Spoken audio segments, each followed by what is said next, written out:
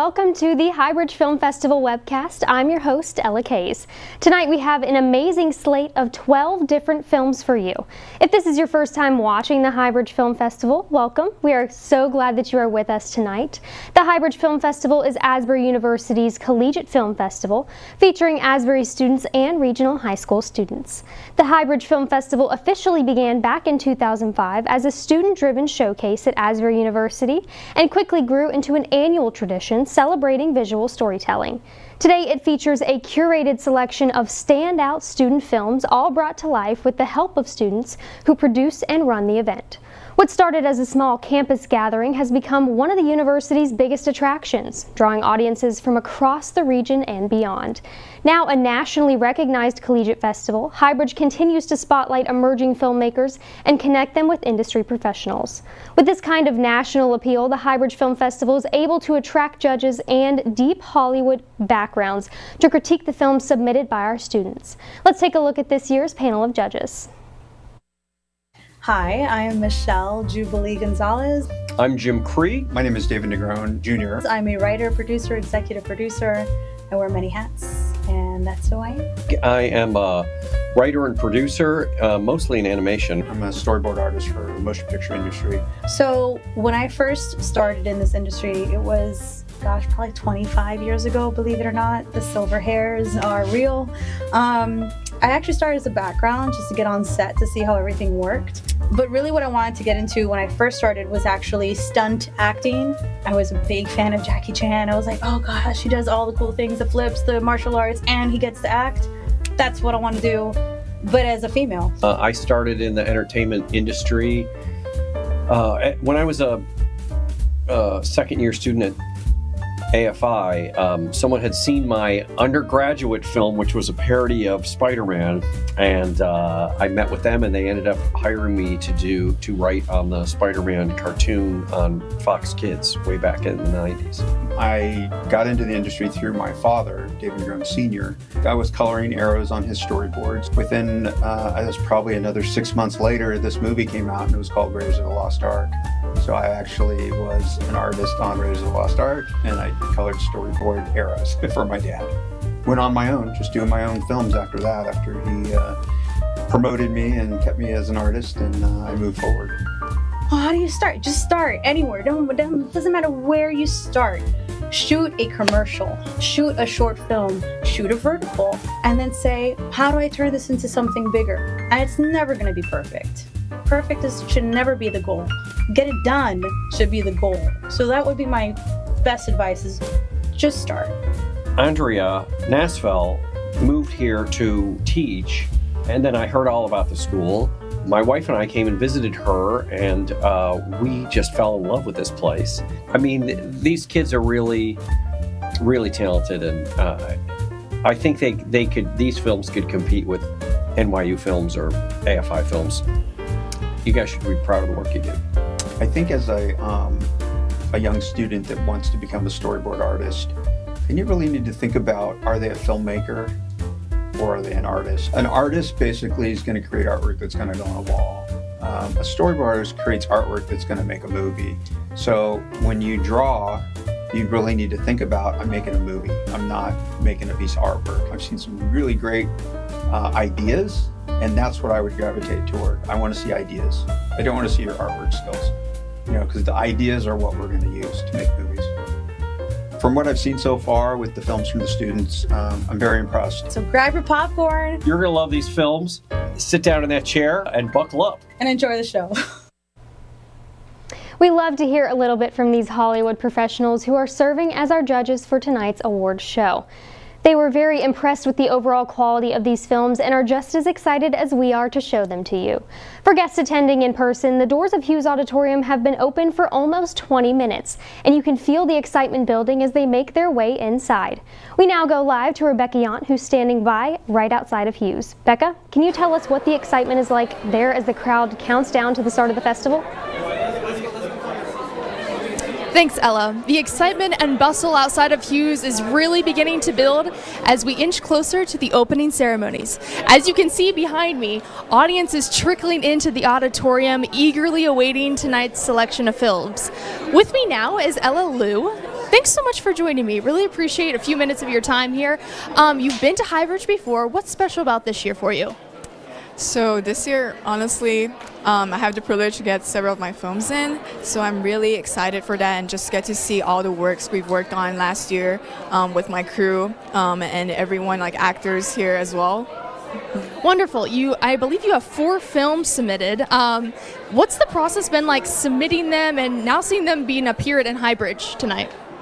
It's definitely like very nerve-wracking process because like the day right before submission, deadline of submission, we were still trying to like edit final cuts, like still fixing audio here and there, and like so much like details that goes into it.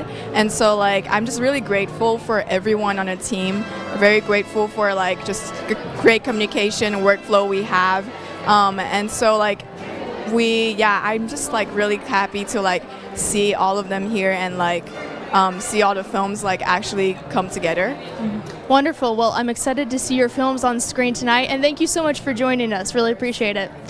With the show starting in just a few short minutes, energy and excitement continue to grow as people file in to experience this fantastic Asbury event.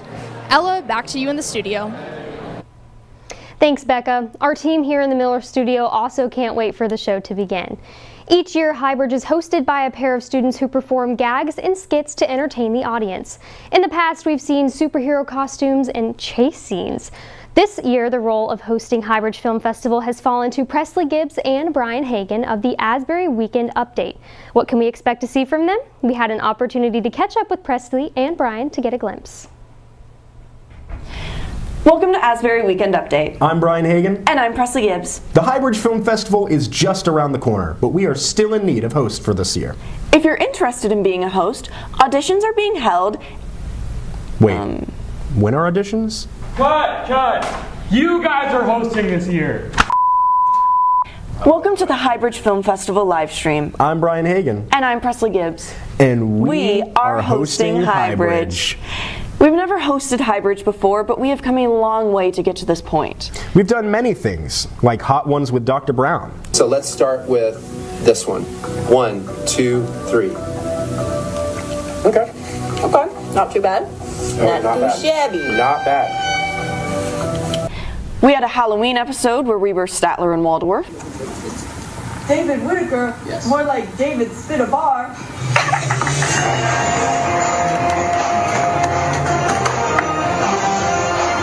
Jim Shores, more like Jim Shores.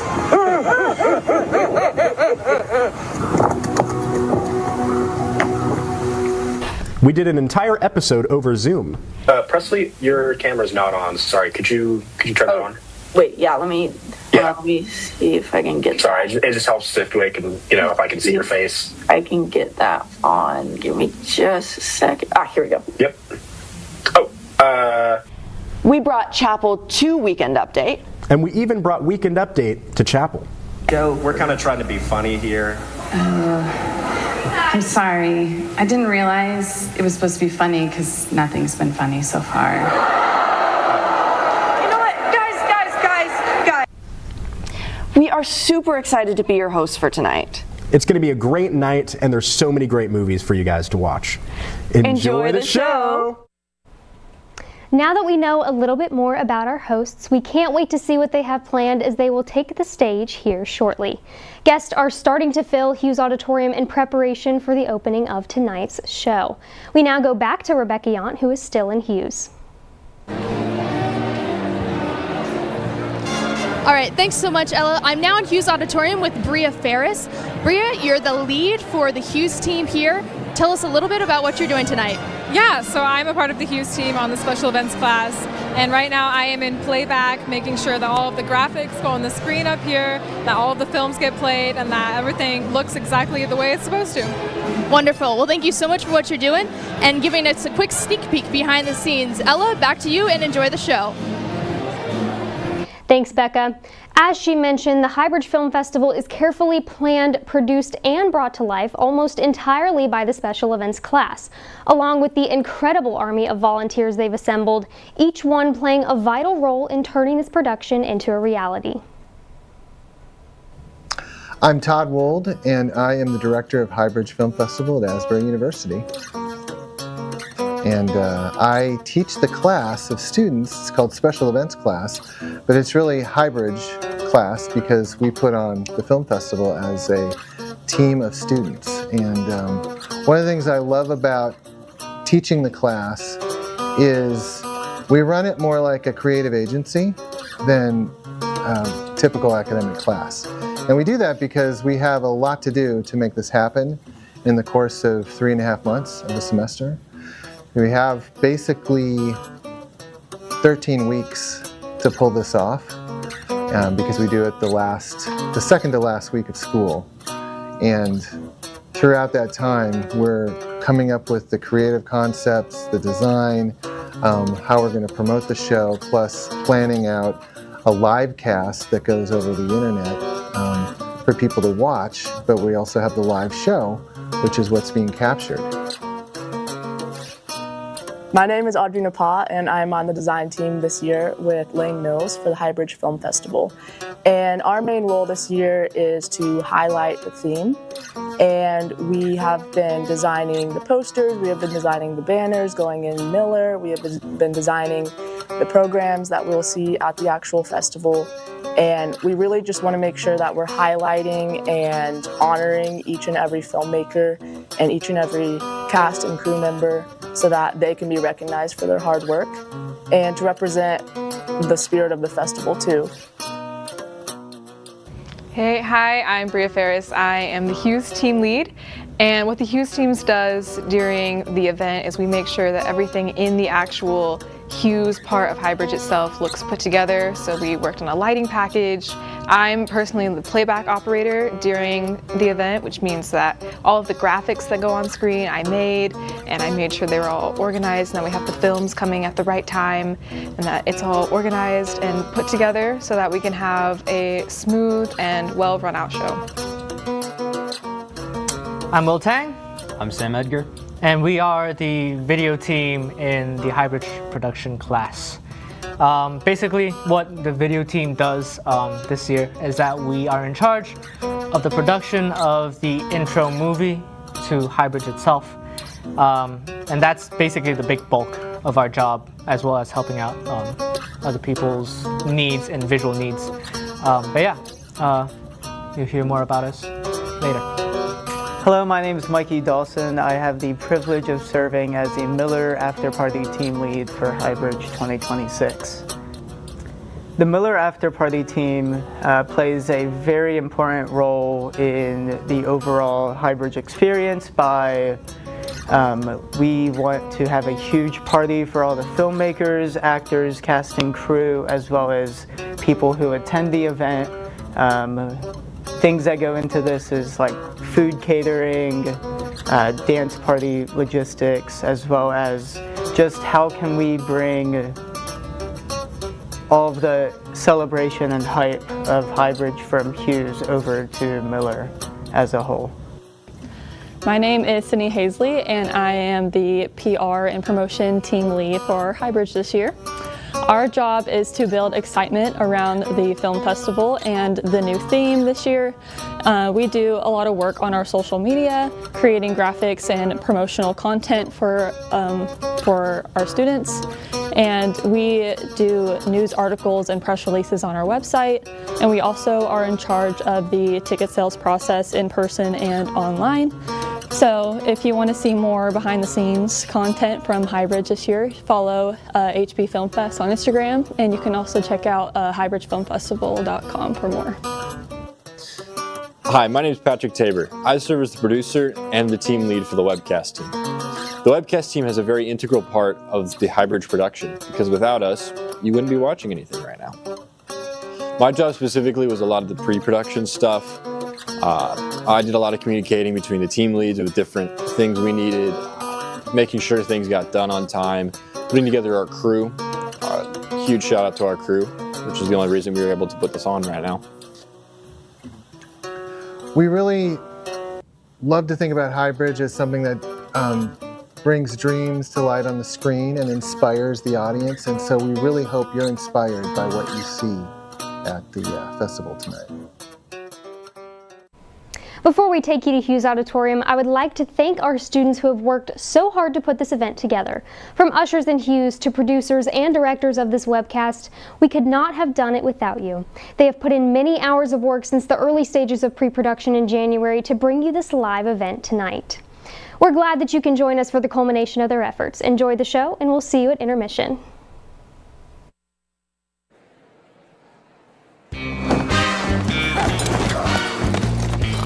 Nobody move! Every circus burger in America is powered from this room. Stop right there! It's working! System failure imminent.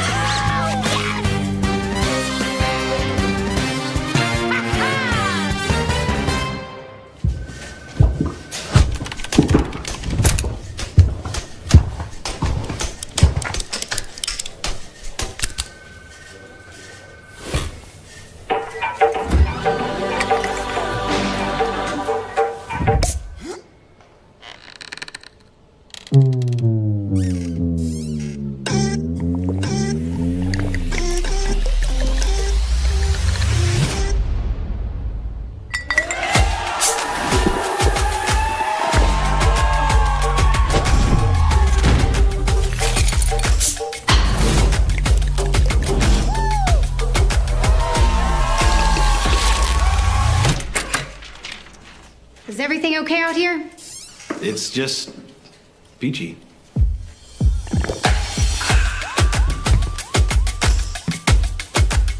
You see what I did there? Yeah.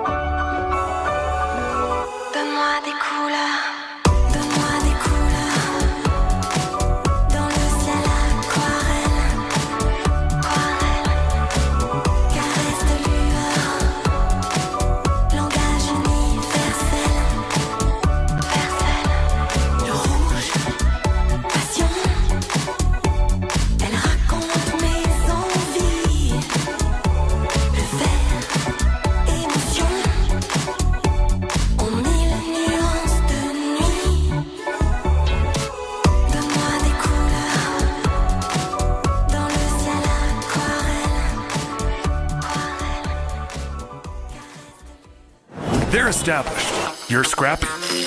They have a giant team. You have two friends in Max from next door. Hey. He may seem meek, but he's a savage with numbers. Sure thing, Max. They move slow, but you just go. Your team can run circles around theirs, and they're counting on you to fail? I don't think so, Max, because your team is more creative, clever, and has base camp. Everyone knows what to do, when to do it, and where to find everything. Without saying, how does this thing work again? I think you just exit out and go to lunch. Because base camp is simple and helps your team finish this versus that. Base camp, where everything comes together.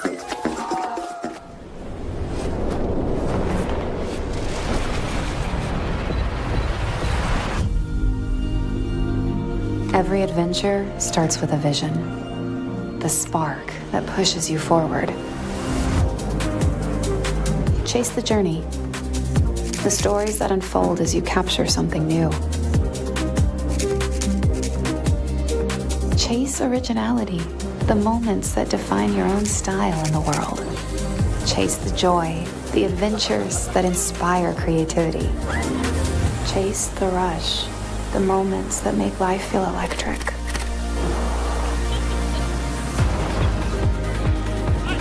Chase the action, the heartbeat of every thrill. Chase the horizon, the edge of discovering something new.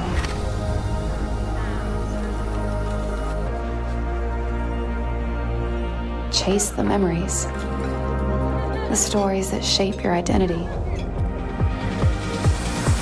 Chase the beauty, the rush of capturing the extraordinary. Chase the unexpected, the moments that only happen once. Your story awaits. Chase your legacy. Create with Canon.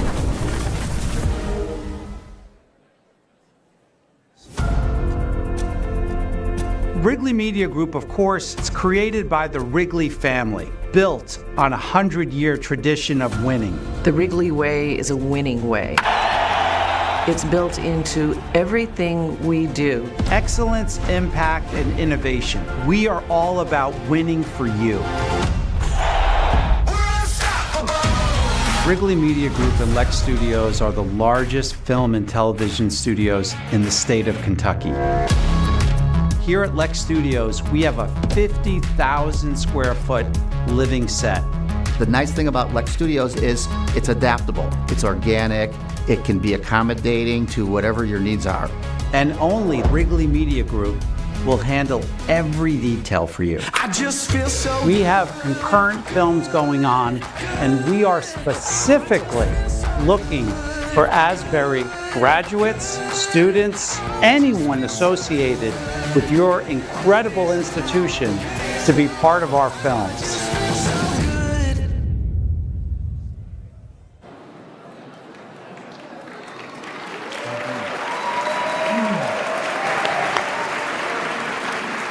Good evening.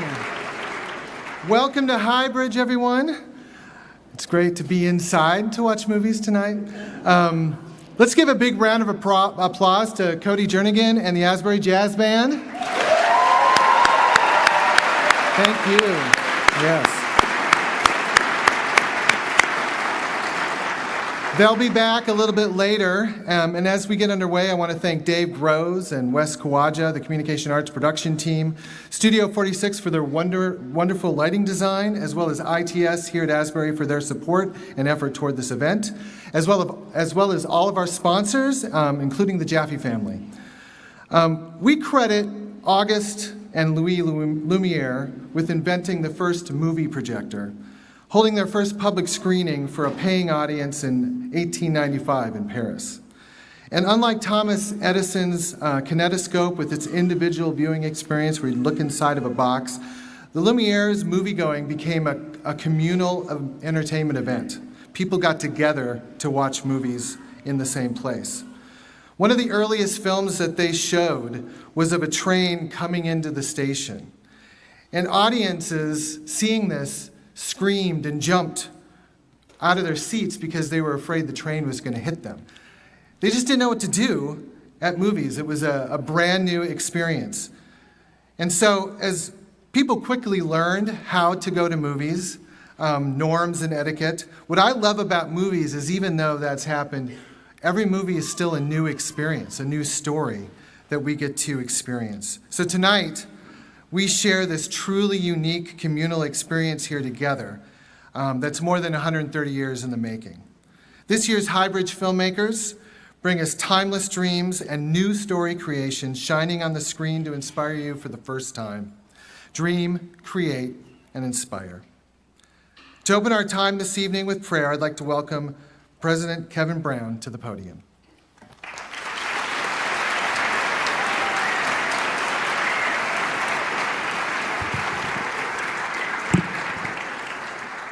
Please join me in prayer. Heavenly Father, we thank you for the privilege of gathering this evening. Thank you, Lord, for the opportunity to highlight, to celebrate the talent of our students and the men and women who invest in their lives. Teach them, train them, come beside them. What a gift. Lord, we thank you for the gift of story.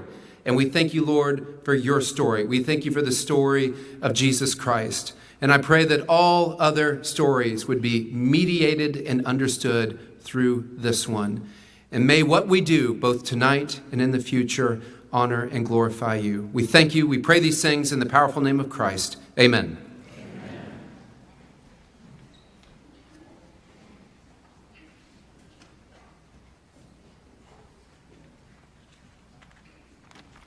Good evening. Every year, we bring in judges to review the students' entries and then help determine where the awards are presented. Before ever coming to campus, though, we put them to work. They review the selected entries. They then meet online to discuss them. And then when they arrive on campus, we have put them to work again. Each of them offered 2 workshops for our students yesterday. And then this morning, they met with the filmmakers to give feedback and just discuss the projects. And we are indebted to our judges this year for the investment they're making in our students. So thank you. This year we have 3 judges. I'd like to introduce them to you. The first one is Michelle Jubilee Gonzalez. She's an actress.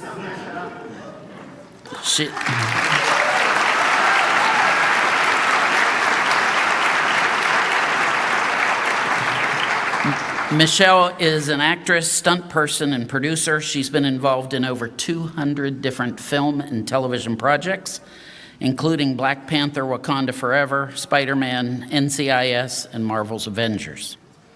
Our second judge is David Negron Jr. David?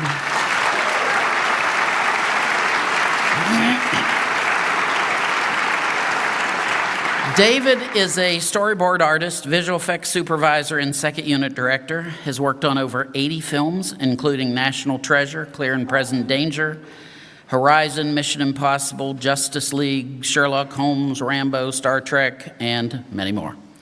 This is David's second visit to campus. He was actually here last semester, and we really appreciated his impact on our students, so we invite him back, so we're glad you came back. Third judge is Jim Krieg. Jim.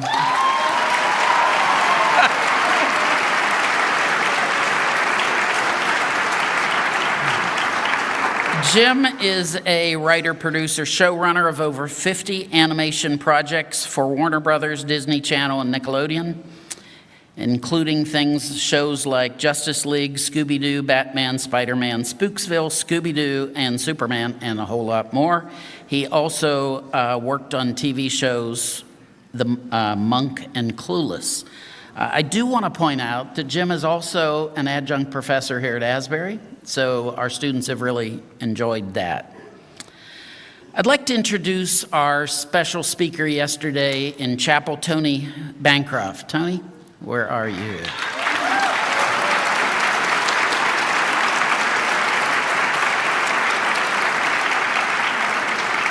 Tony has directed, at least 10 films. He's worked on animation of over 50 films, including some of those little-known films like The Lion King, Aladdin, Beauty and the Beast, and Pocahontas.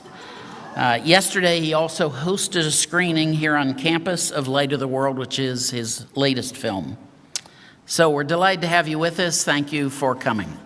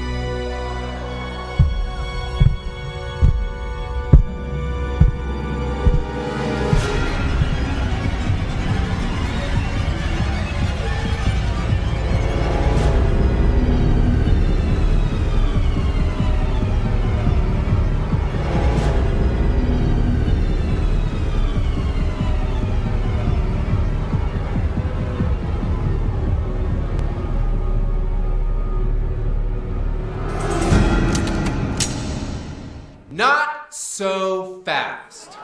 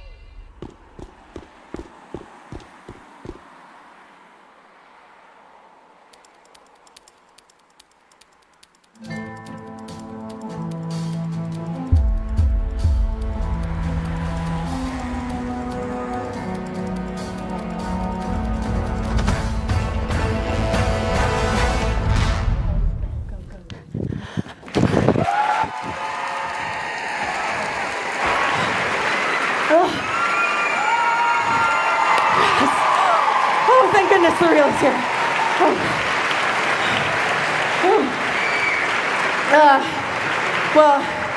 The reason I'm out of breath is there's a treadmill backstage. That's what it is. Wait, where's Brian? Is he here?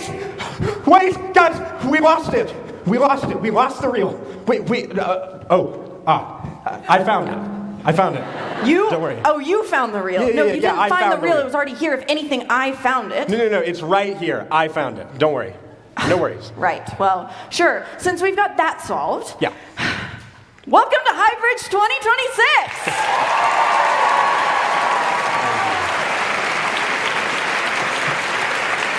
Thank you. We've got some amazing things to show you. We're so glad that you're here. And I also heard that the hosts are exceptionally great this year.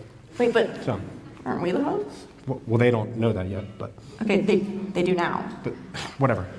That's fine.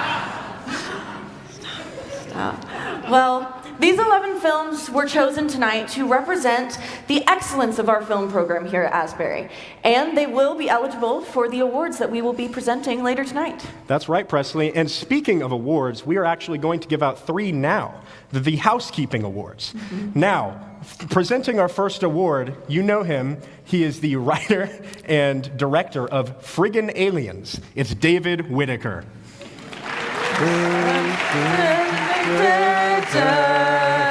Wait, isn't this the graduation song? He graduated a long time ago. Yeah, it's a fine. long It's time a ago. long But that's okay. For the category of exits, the award goes to the doors on my left and my right, as well as the bright lit signs in the back. Wow, excellent. Wow, really That's proud. just incredible. Really proud of those exit That doors is back there incredible. specifically. Yeah. Really good exit Couldn't have said doors. it better than myself. Wow, yeah. It's incredible. For our next category, we have the writer of My Babysitter's an Alien, Sean Gaffney. We really should have gotten the jazz band to do walk-up where music, are they? huh? Oh, they're gone. Hey, you guys are doing great. Great job. Great job. Oh, he's back. Okay, here we go. The great auteur-director Alfred Hitchcock advised filmmakers, If you have to go, do not use the bathroom at the Bates Motel. For the category of Best How to Find the Bathrooms, the award goes to Through the Back Doors and Down the Stairs on Either Side. Congratulations. Wow. Really, really proud of that bathroom program. Very, very good. Once again, could not have said it better myself. Truly incredible. And now for our third and final housekeeping award, it's the star of the 2026 Highbridge intro video that you just saw, President Kevin Brown. This one feels really right. Because he's the president. That was an eagle. That was really good. Because America. Okay, yeah, he's here. Okay, we're good.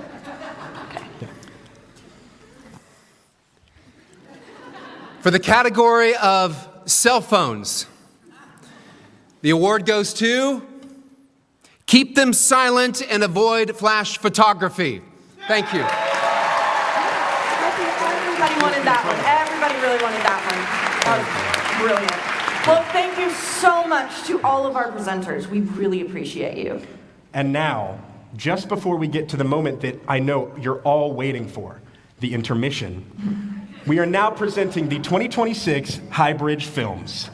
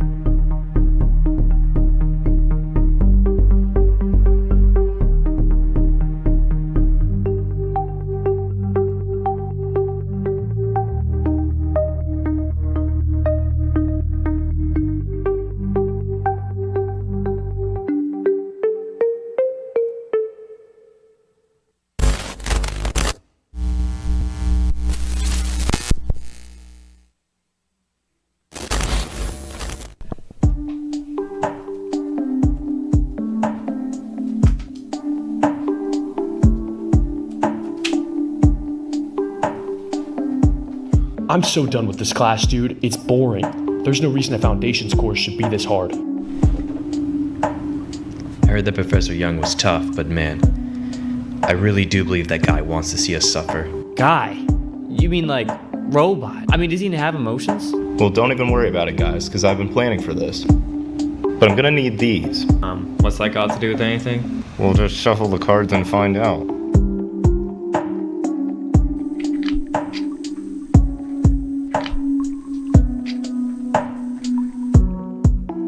Notice anything weird about the cards? I don't think so. Tell me when to stop. Stop. Now remember this card.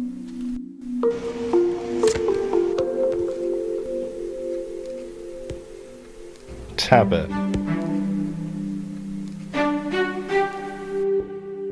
Wait, how'd you do that? Well, every good trick starts before you even get your card.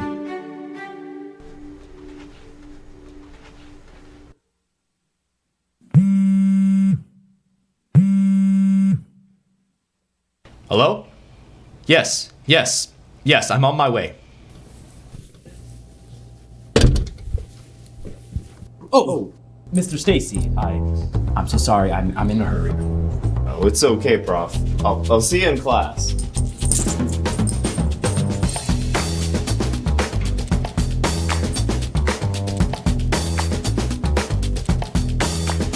And we'll switch his computer with a dummy.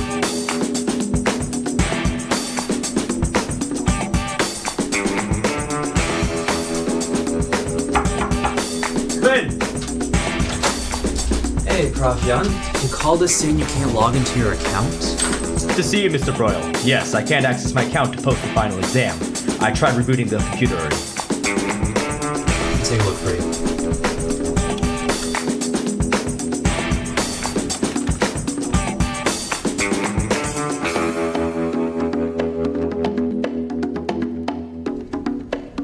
Mike!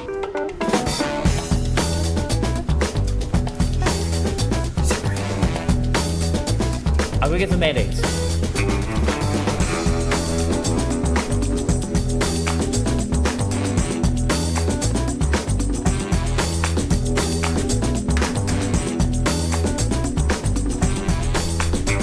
Do you need my help to carry him? Oh, no, I'll be fine. Thank you. You sure? You sound unsure. Yeah, I'm sure. He'll be just fine. Right, Mike? You guys stay safe now.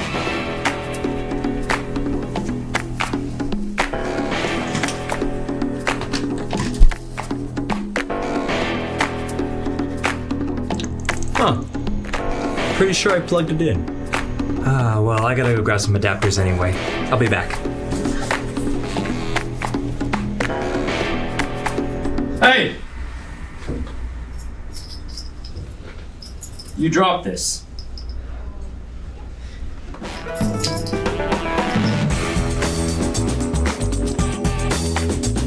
I'll create a misdirection.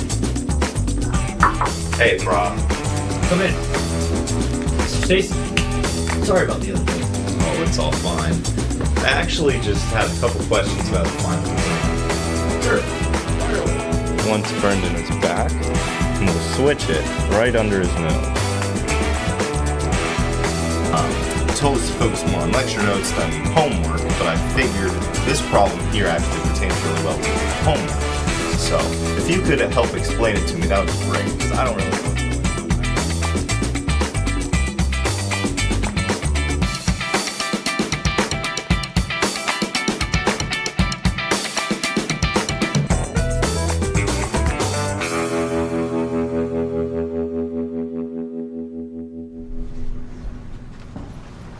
Mr. Stacy, may I see you in my office this afternoon? Yeah, no problem, Prof.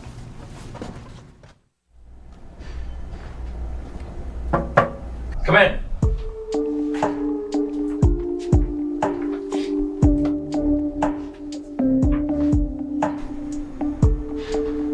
Why do you think I always refer to my students so formally? It's because I see you as adults and are capable of making good decisions and are worth my respect. Your sleight of hands was a little too noticeable, Mr. Stacy. This is how it should be done. It seems it's not as boring as you thought I am. Now then, since you all have cheated in this exam, your test scores will be nullified. Now, Prof, this was my idea. However, seeing your efforts, I cannot say I'm not slightly impressed. So here is an opportunity to redeem yourselves. I can't risk you guys using your laptops, and since you were caught using your sleight of hand,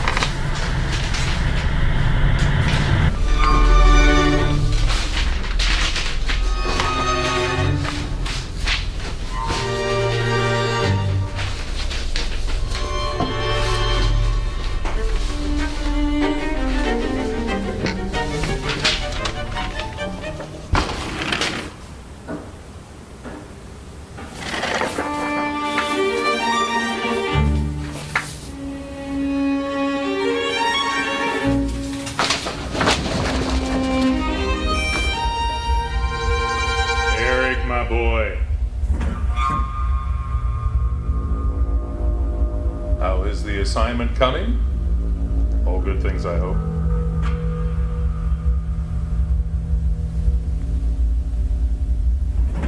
I think I need another day. That is most unfortunate. Is is that perhaps you forgot this. Wait, listen, please. Hey, I can explain. Explanations are over, my boy. You know what this means, don't you?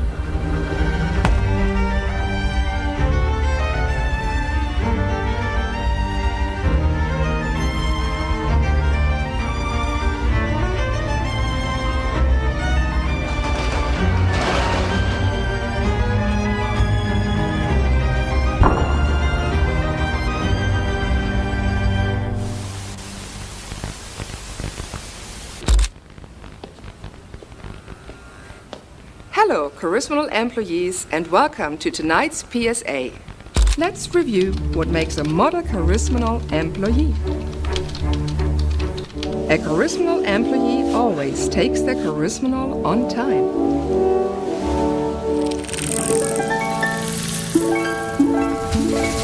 A charismatic employee completes their assignments by end of day. How's that new assignment coming? I just finished. Guess you deserve a smiley then.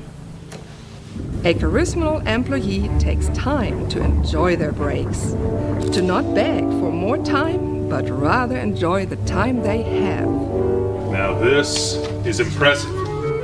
You don't think, you just perform. Beautiful.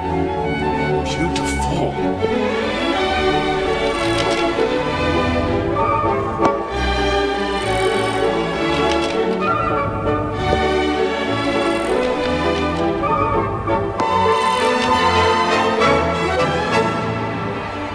Yet, when trouble arises, and it does, a charismatic employee adjusts to new situations with agility.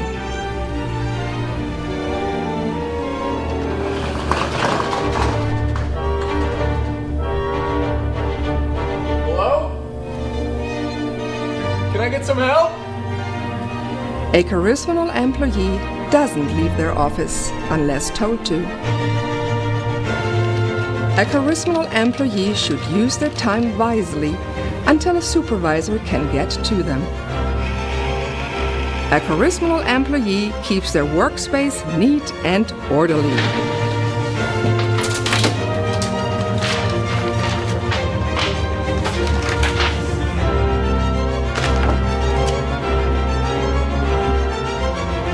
A charismatic employee stays calm and collected at all times.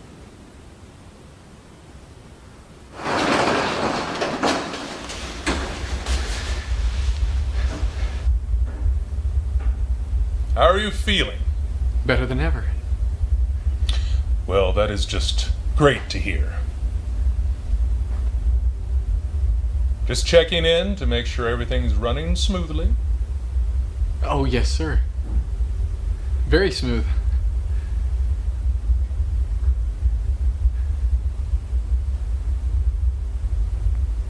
Good. I'll leave you to it then.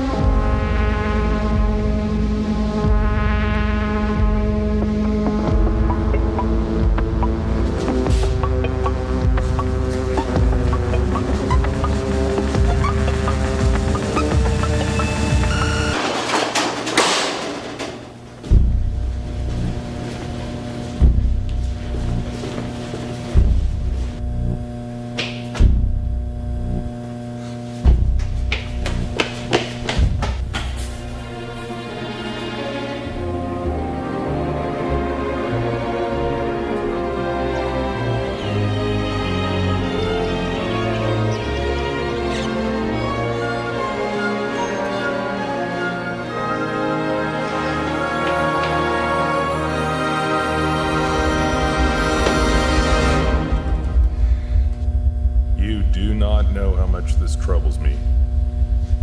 My best worker. Now, I know you're confused, but everything can be okay. Just come back to your normal life, and we can forget anything happened.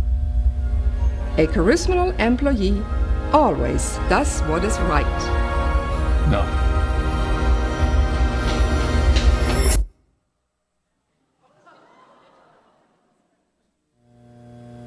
Let us celebrate the model charismatic employee and follow their example, for their work is never truly done. Thank you for listening to tonight's Happiness PSA.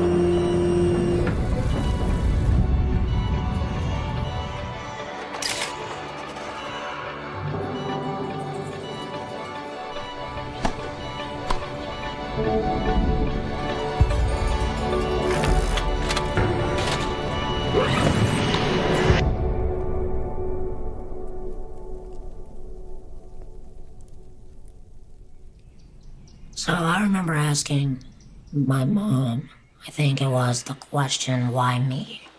I had a feeding tube sticking out of my side. I have a scar that's all the way across my abdomen. It's literally from side to side. Our life changed when we had the twins. Hunter's story isn't his story without Austin, and Austin's story isn't Austin's story without Hunter.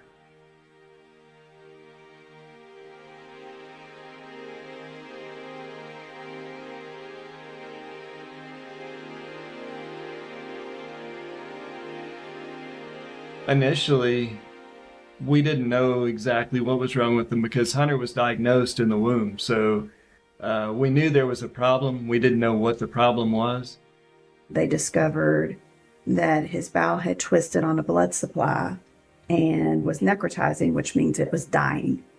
And so by the time they took him to surgery, he had lost all but I think it was about 20% of his small intestine. And then they left some dusky bowel in there, hoping it would pink back up or get life back in it once blood flow was restored. But it didn't. And the probability of him making it was not good. And it continued to die, leaked stool into his system, which he became septic. Then he coded on us. Then they emergently took him back to surgery like at 3:30 in the morning on a Sunday. And Hunter didn't look like Hunter at that point. Hunter was yellow skinned because he was jaundiced. His hair had fallen out. He looked like he had been through chemo. He was twice his size. And Austin didn't blink an eye. He sat right by there and he held his hand. Didn't say much. He just held his hand. While he was coding, I ran to the sleep room because I couldn't watch it. And I sat down on a bed and opened up the drawer, and there was a Bible. And that Bible, I just opened it. And I opened it to Psalm 71. As I was reading that, it said, "When I grow old and I have gray hair, I will praise you." Kind of got the sense that maybe Hunter's going to grow old and have gray hair. And at that point I prayed and I was like, God, he's yours. And if you're ultimately going to take him 2 weeks from now, 2 months from now or 2 years from now. And he's going to have to suffer. He's yours.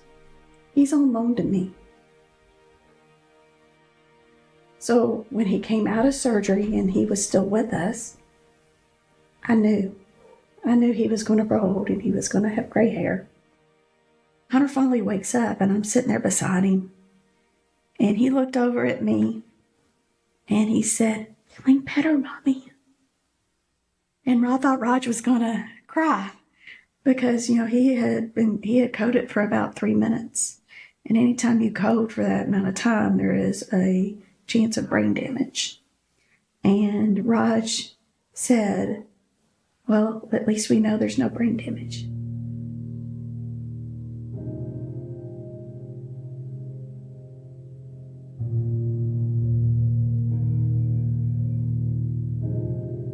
I still knew Hunter before this all happened, but the moment that he came home, it was just so different. Like I couldn't just touch him. I couldn't just get as close as I could to him like I could before, and to stay away from these specific cords and things that were going up into his stomach and that were coming out of his chest.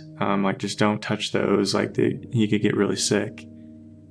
The only memories I do remember having with Hunter at that time was holidays and stuff, like Christmas and Halloween and things where we would all get dressed up and be all together as a family.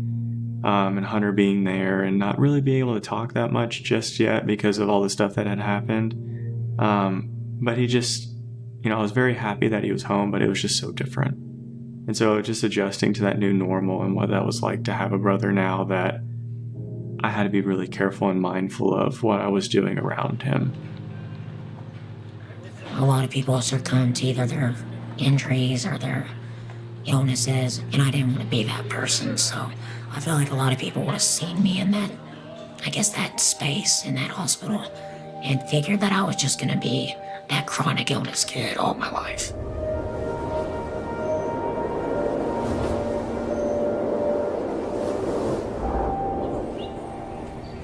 So for Hunter, his 9th grade was the first time that he ever started playing tennis. And we just went down to the neighborhood courts and started hitting. There's just something about going out there and hitting a tennis ball. Yeah, just being resilient is just, that's kind of been the story of my life, but tennis really kind of emphasizes that. Just because you have to have incredible abdominal strength to hit the ball. Just not having that abdominal strength, and I'm still, I clocked a 121 mile per hour ball in college in a tournament. And just being able to actually, fight fire with some of those higher level tennis players is a true testament, considering I have no abdominal wall muscle. What tennis gave Hunter was the ability to be a normal person, and to feel like he is a complete normal person, because he is. He went through something really hard when he was 3 years old that, affected him and still affects him and will for the rest of his life. But I think it taught him that, his mind wasn't limited.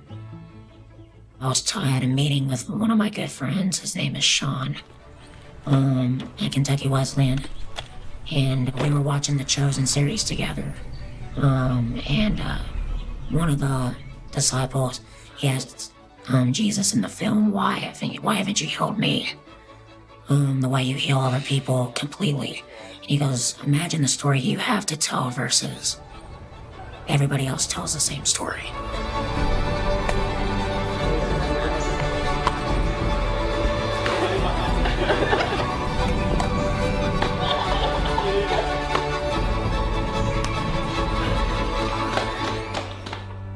There's Austin going to visit him at the hospital. They let Austin come up. And he loved his yellow Jeep. Mr. Cole riding the big yellow Jeep. I love Tina. Just enjoy life. Because I've been given a second chance at it. Just physically and spiritually, I've been given a second chance.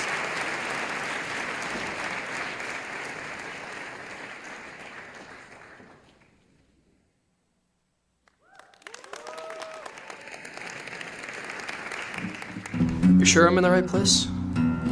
Signals coincide with your coordinates.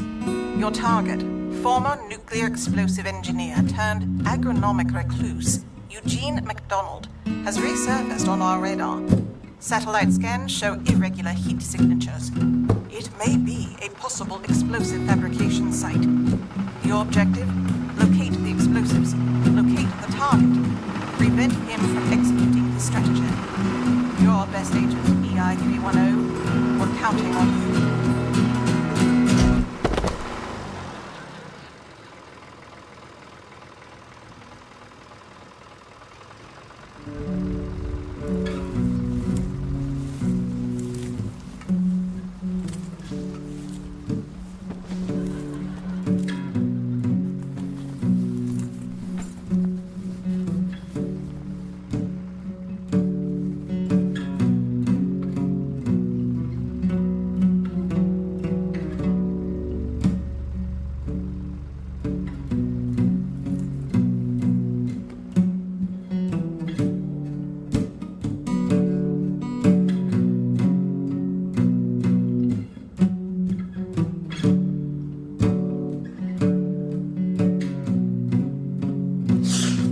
Where am I? Who am I? Who are you?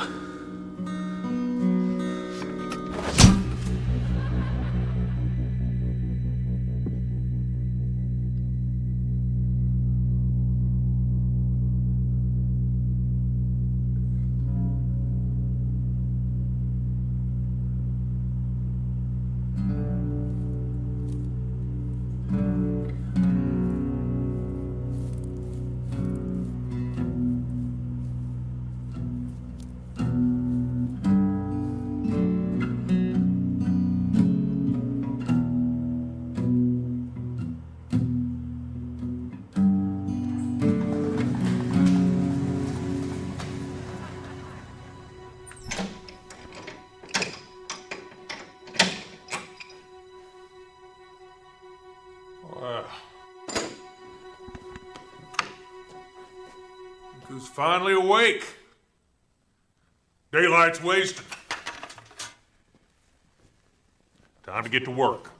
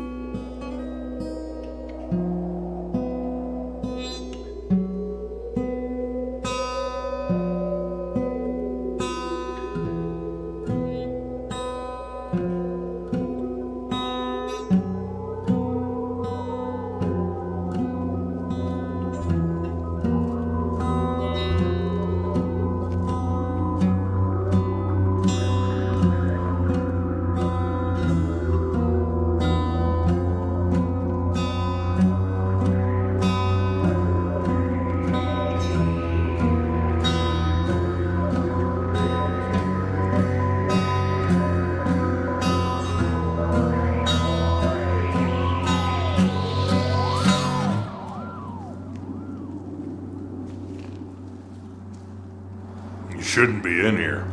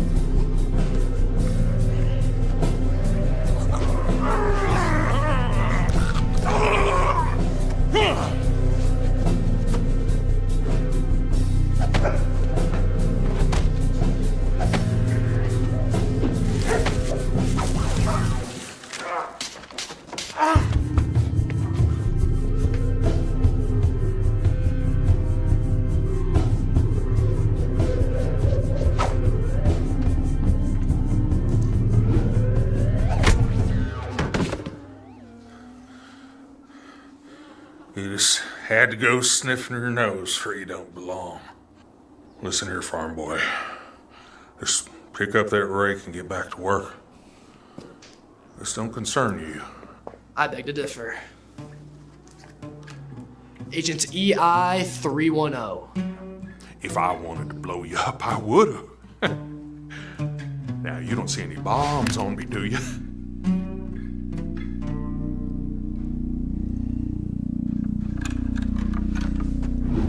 Oh! What the hey, man? No more games.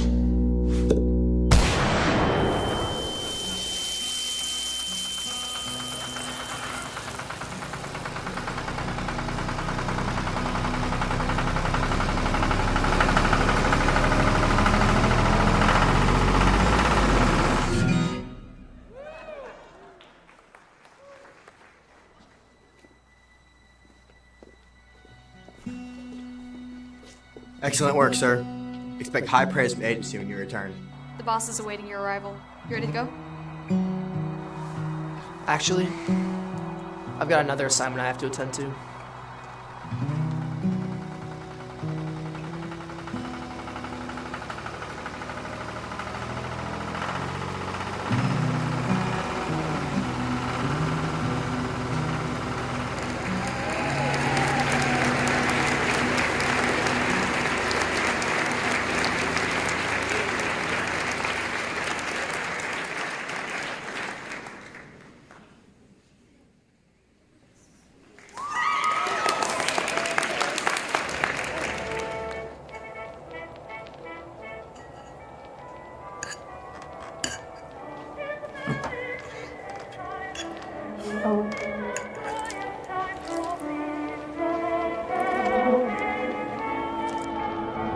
Owen.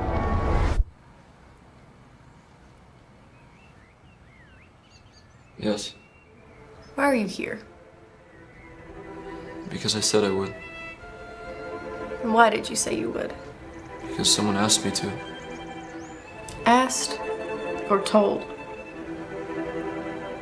Depends on which part you remember.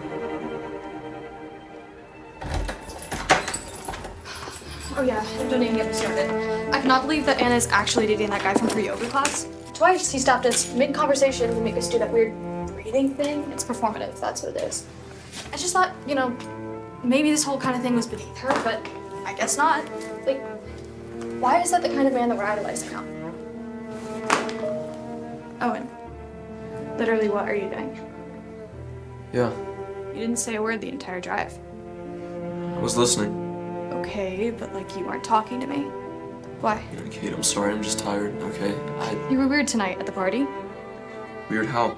You know how, not talking to anyone, not introducing yourself. What's going on?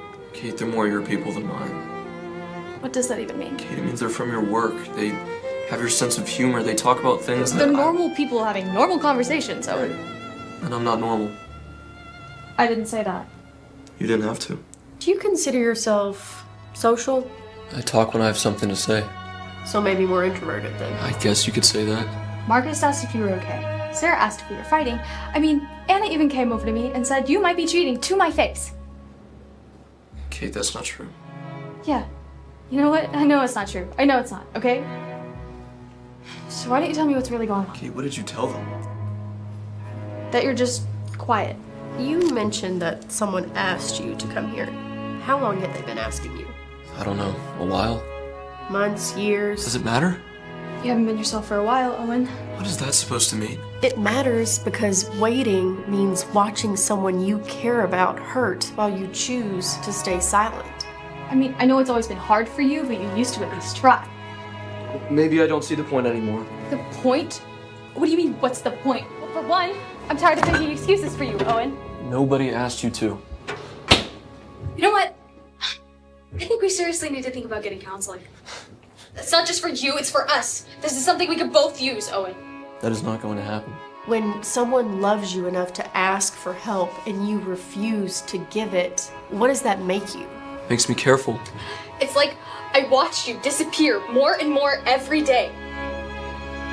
Just like he did, right? Kate, Your father, I can see it happening, Owen. The way he just withdrew from everything, from everyone. I won't end up like her. Owen, I refuse to let you turn me into what he turned your mom into. It's like, it's happening right in front of me. And it hurts, and I don't want that, and I don't want this. And who taught you that disappearing keeps others safe? I refuse to become invisible like she did. I refuse to just disappear. It was him. Kate, you don't know what you're talking Yes, about. I do. You're doing exactly what he did to her, Owen. You're just like him, and it's scaring me. Who is it, Owen? It's my father.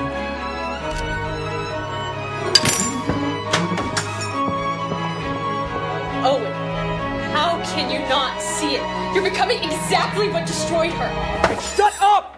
Don't you dare compare me to him!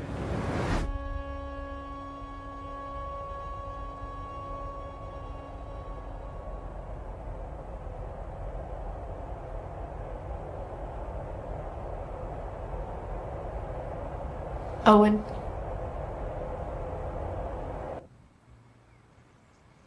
Owen. You just went somewhere else. She said it was just like him. Your father?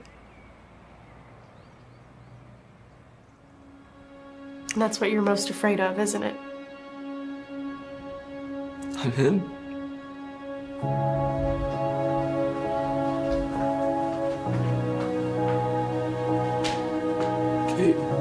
Kate, what are you doing? I'm leaving, Owen. I can't keep living like this.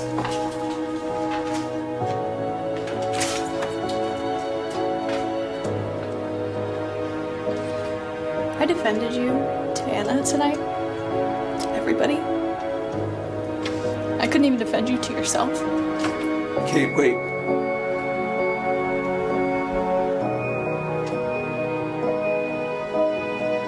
Please don't go. Get help.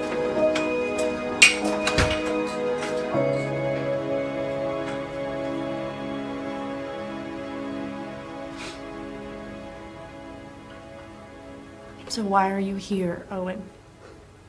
Because she told me to. It wasn't just that, was it? It's because that deep down, something told you that you needed to be here with me. Your father never sought help, did he? Never tried to change. Never fought for the people he was supposed to love. Yeah. But you are here, Owen. You came. Someone loves you enough to push you towards help that refuses to let you disappear. That tells me that you have something that he may never have had. So, Owen, who do you love? Kate. Tell me about her. Okay.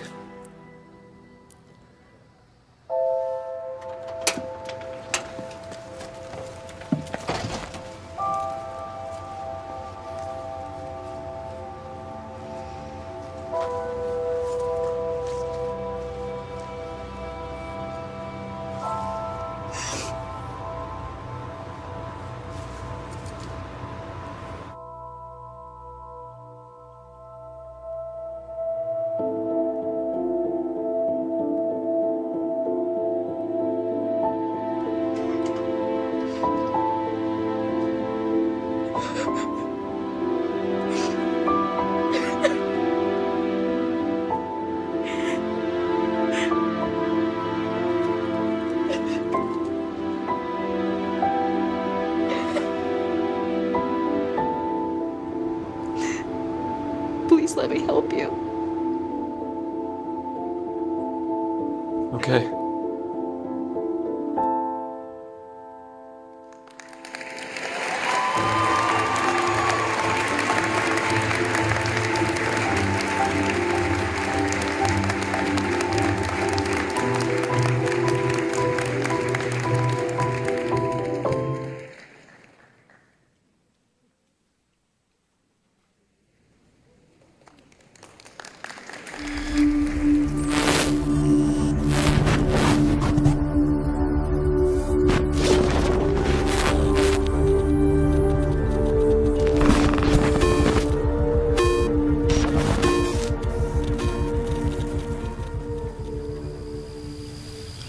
hey, it could be worse, right?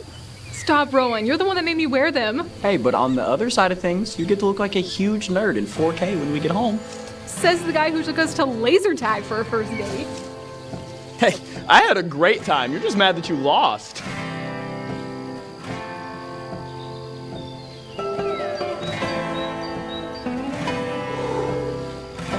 Coming or what? Yeah, I'm coming.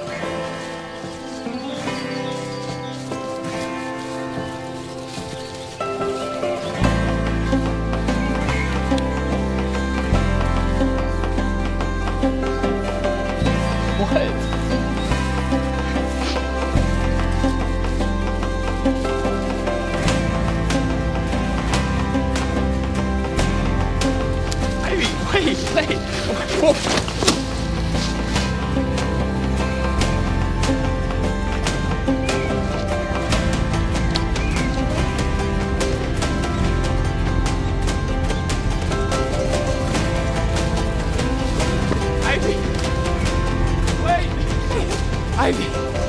Ivy, wait.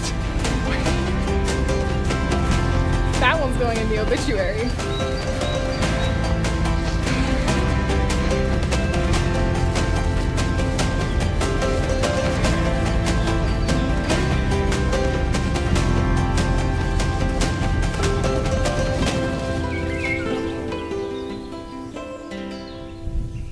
Hey, turn around.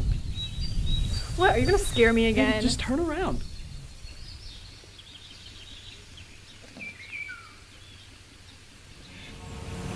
Turn around, baby.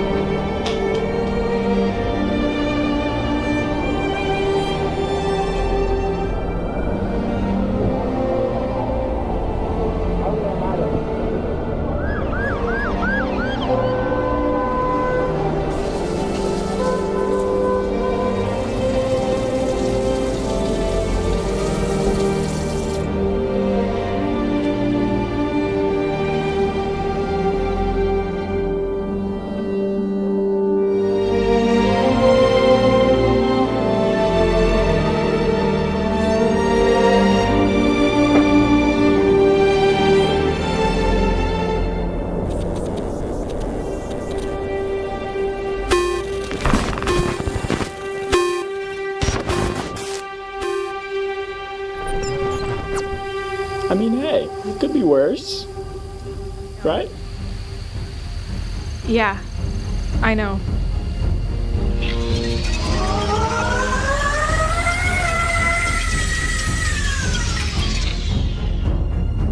Turn around. Turn around. I have something for you. Hey, stop! Wait! Ivy, what are you doing?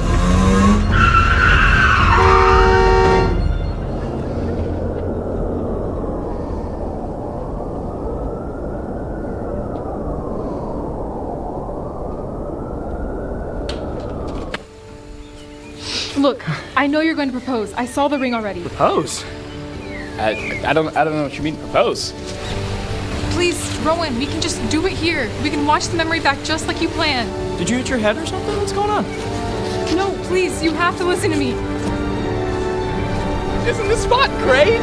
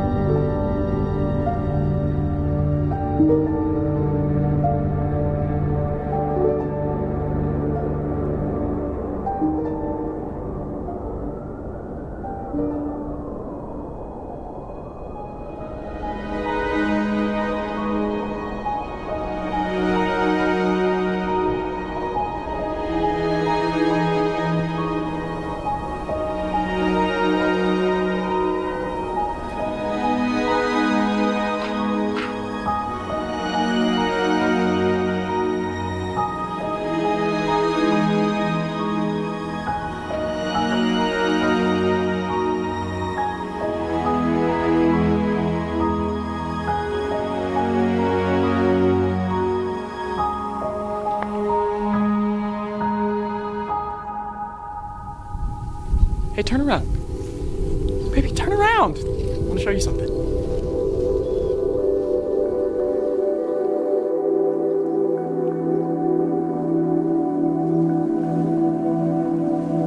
Turn around.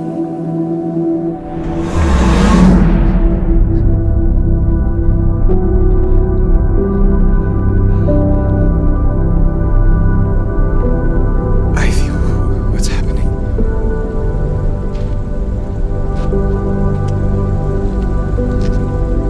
The car is still coming. There's nothing I can do to change that.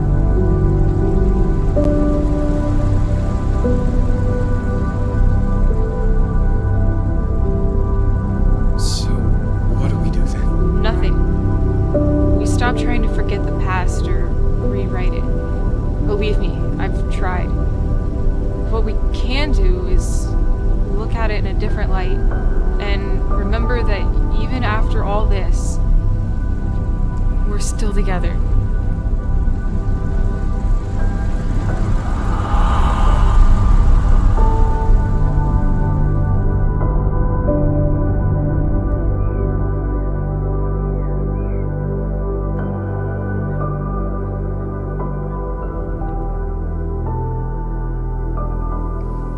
Thank you.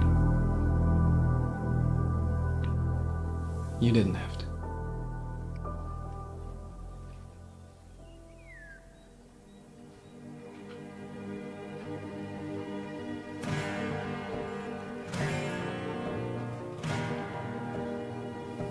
Eat. I warmed it up for you.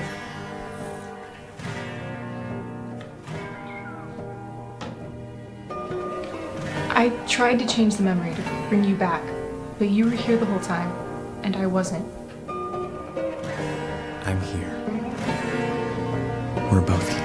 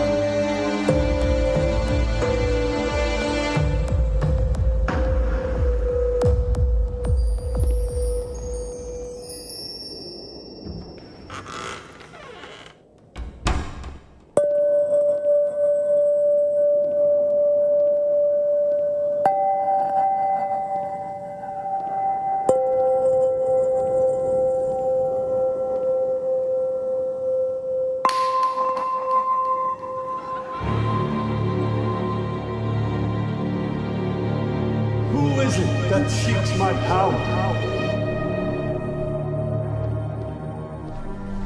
I am Ethan. Are you the genie that I've heard about in the woods? It is I. I don't believe it. Behold, trinkets. I don't believe in genies, so you aren't real. Aha, but what is reality? So you actually exist. Ah, but what does it mean to exist? But I don't believe in genies. Dude, I am being philosophical with you right now. Like, yes, I actually exist. I'm standing right in front of you. I am a real genie, blue guy. My friend told me genies were real, but But I don't believe him. A bounty of 3 wishes awaits you to reward your curiosity. Of course, I did my own research, and I decided that genies weren't real. Do you not want your wishes? No, I do. Okay, so let's get your wish on. You, I'm assuming, money, riches, right? The kind of the usual. No, actually, I just want to be right about everything. Aha, so it is truth and wisdom you seek. Not exactly. I just want to be right all the time. Like, I want everything that I think right now to be right. Okay, I can see you're gonna need to hear this. There are certain wishes that don't make sense. These are called paradoxes. Paradoxes can be very destructive to the fabric of reality. Define destructive. Well, I can't say exactly how it would go because I've never given power to a full paradox before. No, I mean, I don't know what destructive means. Wow. Okay, well, I don't know what to do with that statement. Gee, I wish to be right about everything. No, wait!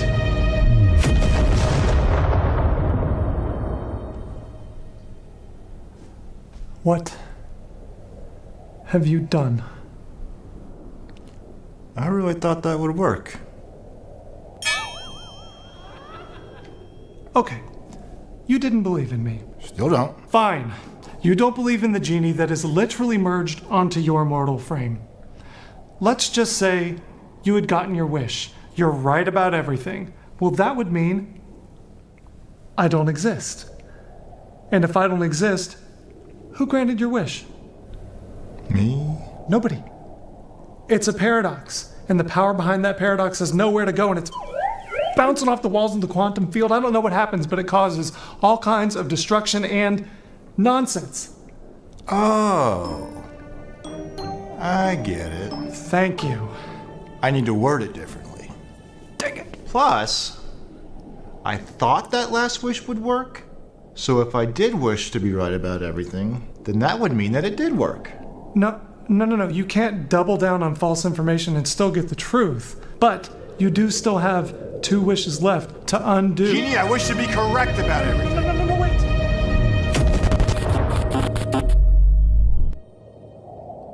I really thought that would work. I'm going to kill you. With your bread hands? Just with my bread hands. I have bread hands now. I'm gonna kill you with my bread hands. Look, you can still undo this, okay? If you unwish it. But I want to be right. Listen, it's getting worse. If you try this again, you could destroy the entire universe. I could have given you all truth and knowledge. But I really want to be right. Are you telling me that you would rather destroy the universe than accept new information? I don't see it that way. But you don't know what you're talking about. Not in my opinion. Genie? Don't. I wish to be the rightest guy about things there ever was.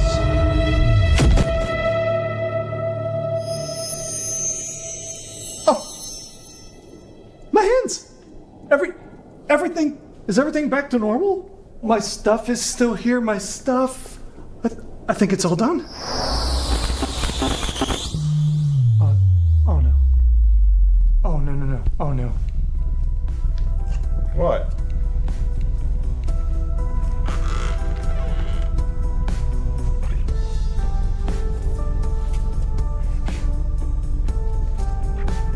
You didn't destroy the universe. You blinked it out of existence. Everything outside this door has ceased to exist.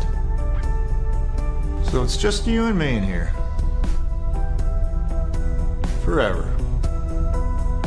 Well, probably a few things you should know about me. One, I do not like to be wrong. You'll pick up on that. 2, I really like my alone time. 3, I actually don't believe in genies, so we have to figure out.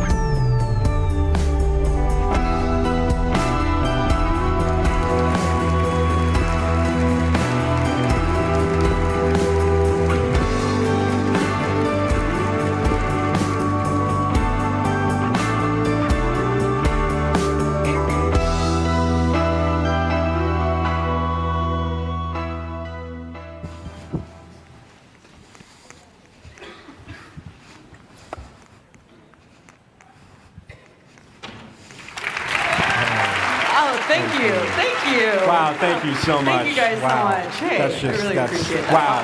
Wow. Okay. Wow, well, thank you.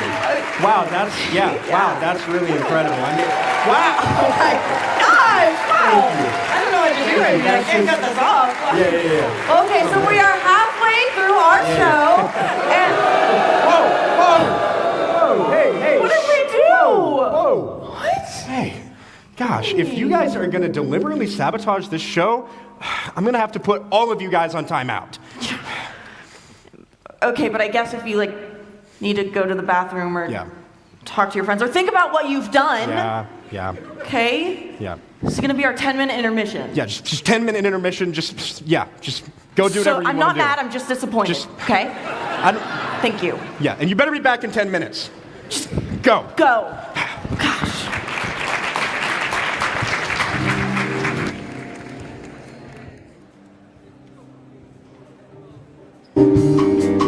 Welcome back to the studio. My name is Ella Hayes, and we are now at the halfway point of tonight's program with 7 films already behind us and another 4 still to come.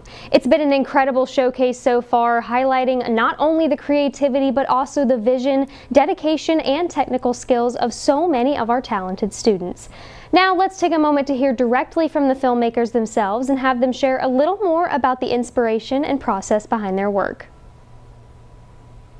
So my name is Will Tang. My film is Cartoon Mouth, and I am the director, Steadicam operator, and also the co-editor of my film.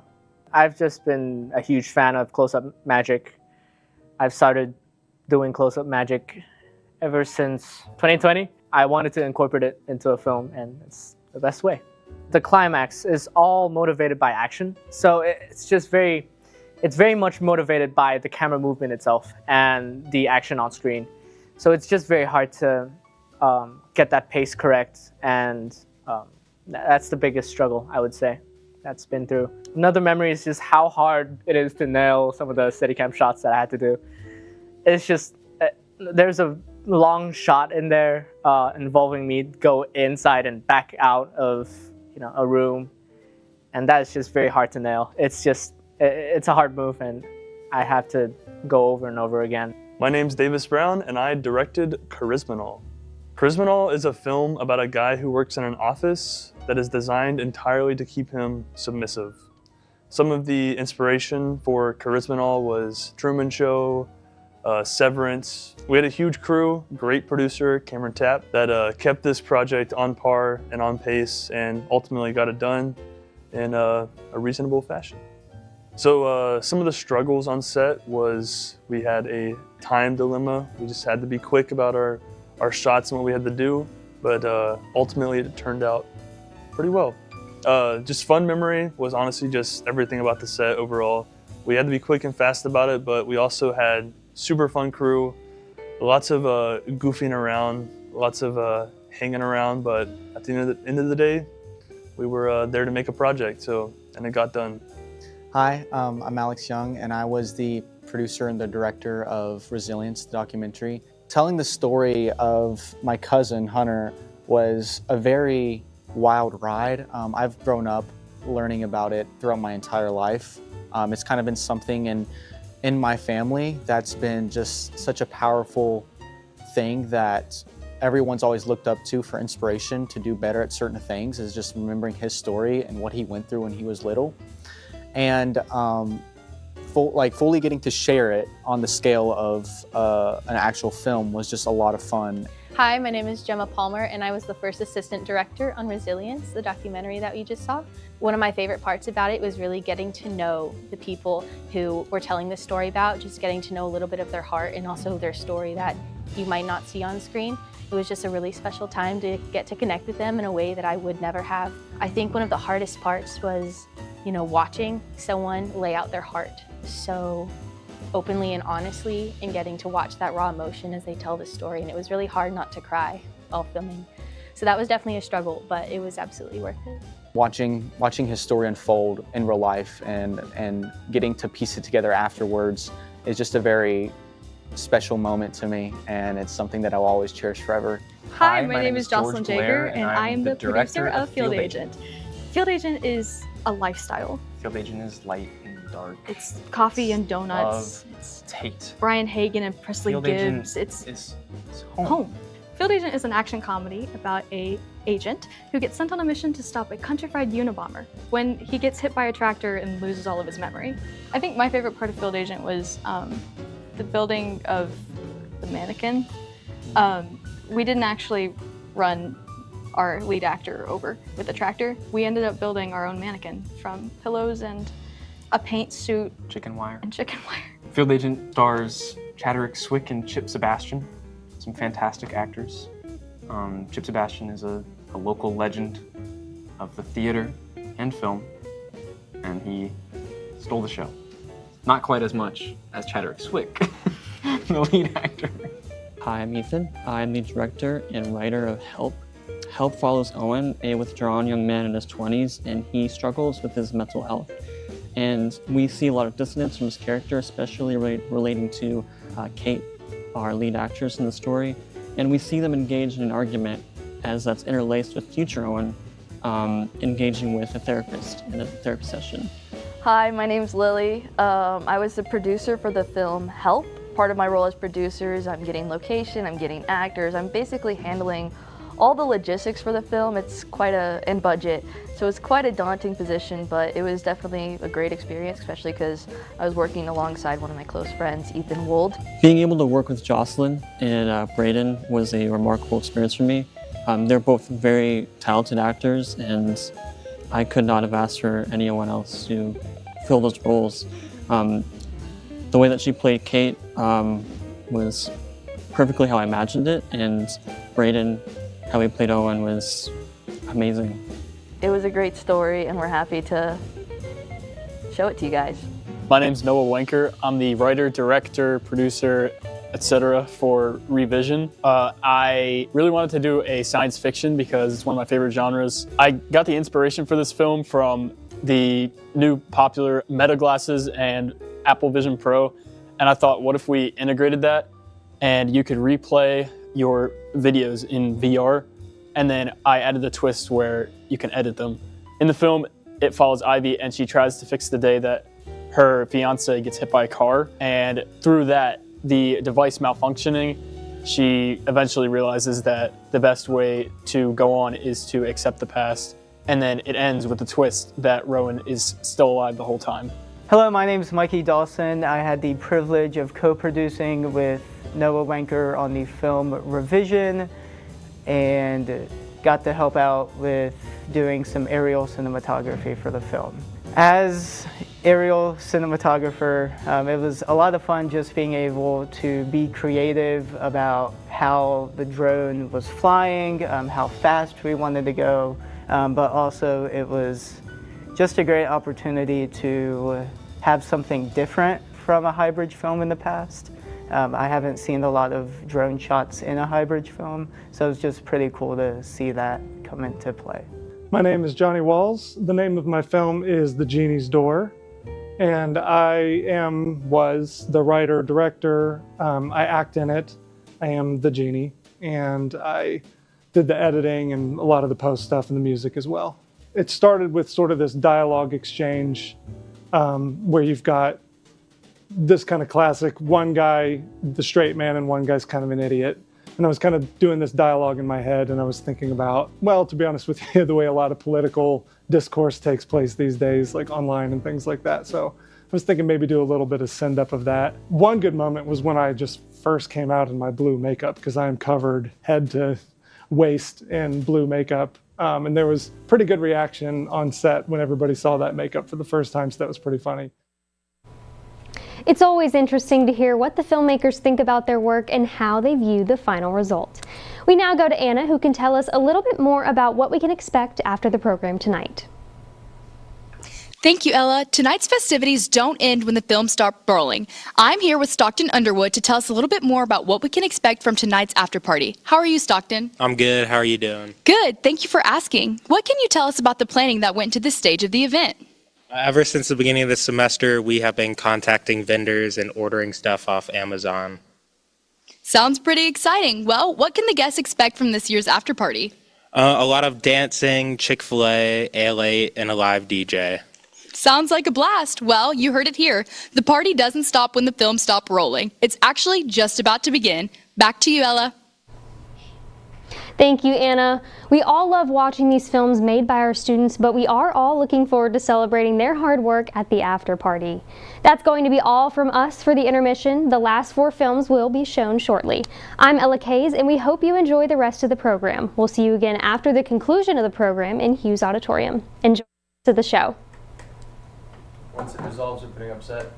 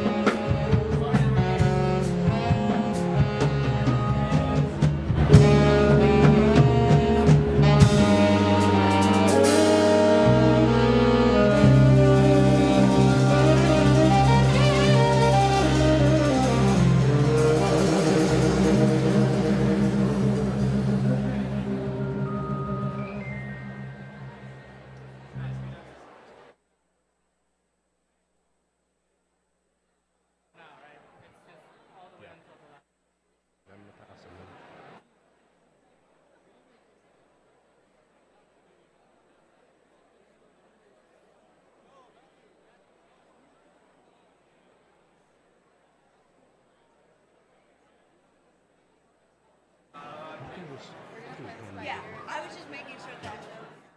Yes, thank you. Thank you so much.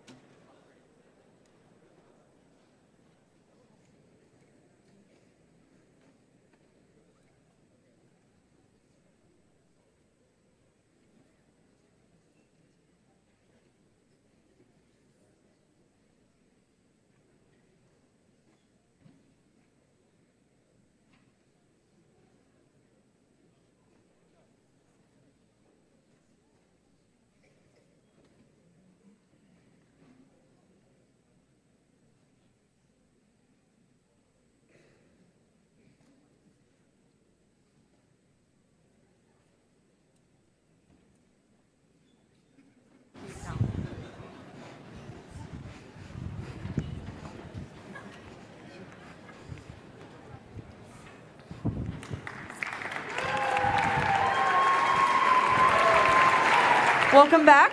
I hope you liked that well-deserved break. Here at Highbridge, we have a long-standing tradition of the host coming out after intermission in silly costumes. However, we did not do that this year. We are not fans of making a spectacle of ourselves, obviously. And we just thought we would get away from that, because if we want to be seen like, say, the Oscars or the Golden Globes, we cannot be a part of this childlike humor, you know? I mean, it's just ridiculous. It would be ridiculous for us to come out and be dressed all silly, you know? The art of film is about questioning tradition. Mm-hmm. If you don't ask questions, you will never get the answers that you need. Seriousness is something which we take very seriously here. Very seriously. And in all seriousness, these are the rest of the 2026 Highbridge films.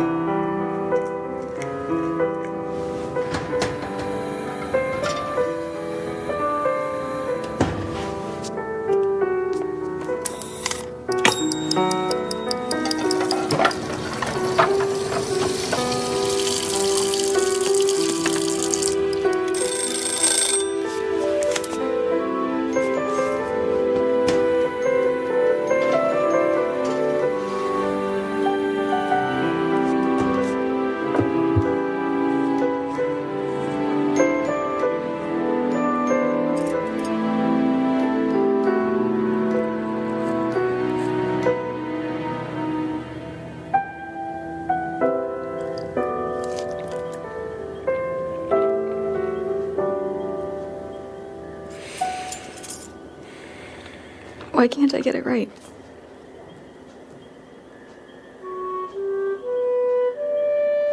How did she do it?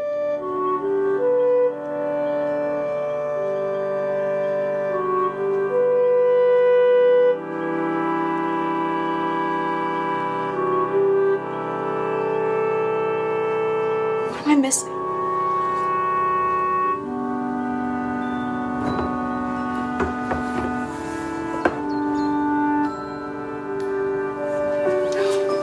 Look at this. Look at this. Just gotta stir, stir, stir, stir. Okay. Dump all this in. Okay, that's good. That's very good. Do you know what's fun to do? What? That's not fair. Oh, wait, I think it's time. You better tune in. Yes. Look at that. Oh my gosh. Oh my god, what's happening? What's the matter? You good?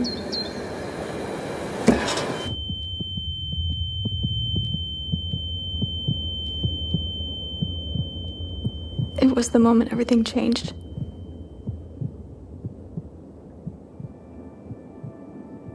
She was always so strong. A little rest, she'd be fine. But lying there, she seemed so fragile. Like if I touch her, she would shatter.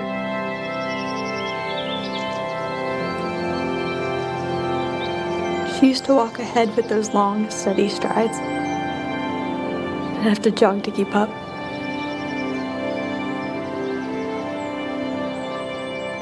Suddenly, it's me who's marching ahead.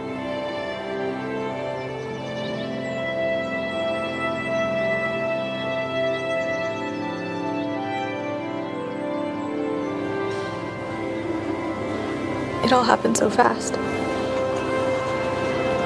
I thought we'd have more time.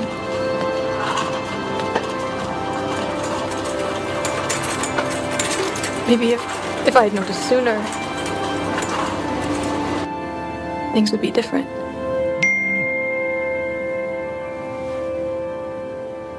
But now, I'm left here. Trying to recapture a flavor.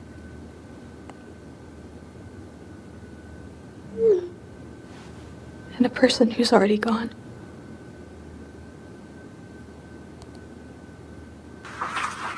Making Grandma's special recipe. All the ingredients.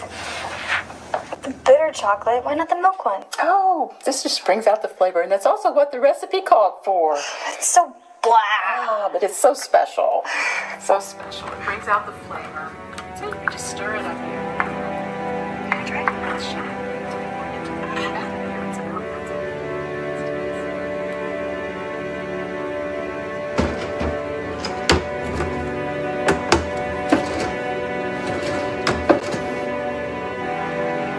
She's not gone. She lives in this bitter chocolate.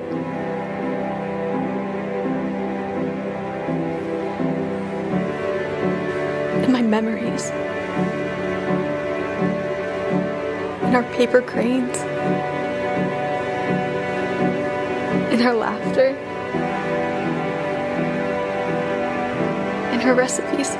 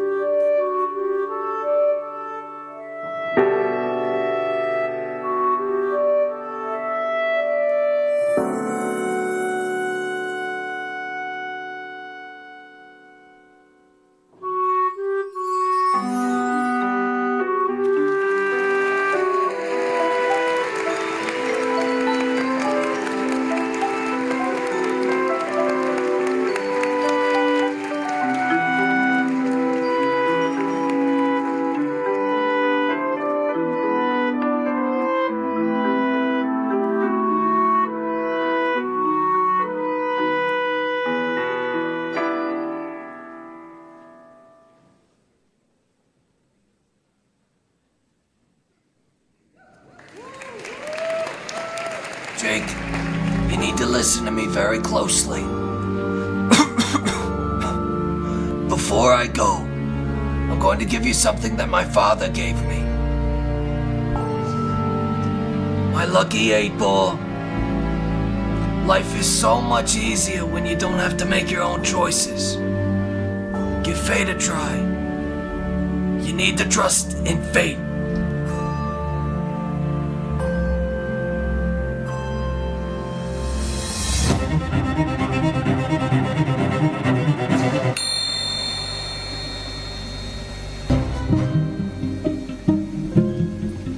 Bacon?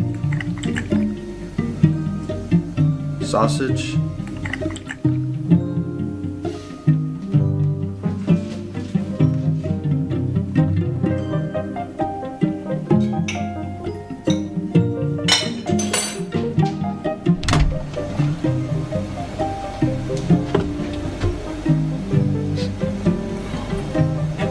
Is this safe to drink?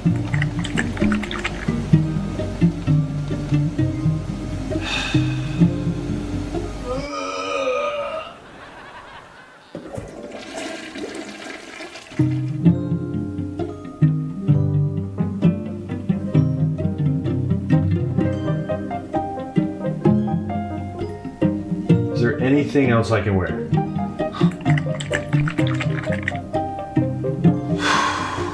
I'm gonna get fired for this. Breaking news. A meteor is on course to hit Brown and Webb Law Firm this afternoon. If you or anyone else you know works there, stay far, far away. Over to you, Melissa, for the traffic. No freaking way. Can I please skip work today?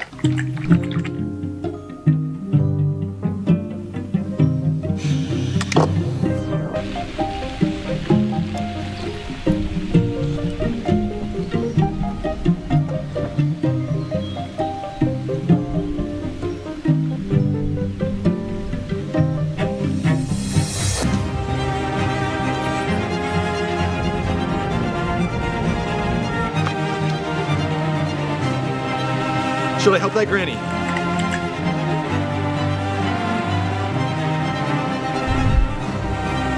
You don't understand. I need to help that granny, don't I? What?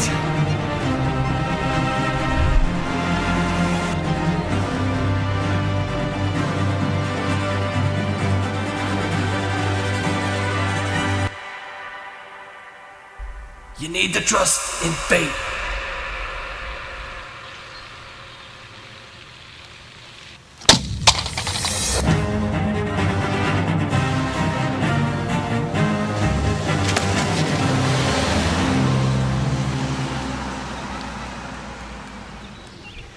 Ma'am, you all right?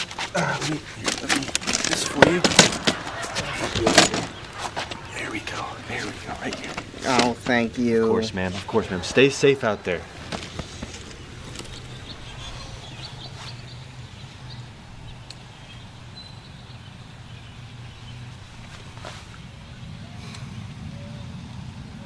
Hey, I'm not gonna be able to come into work today. Actually, I quit.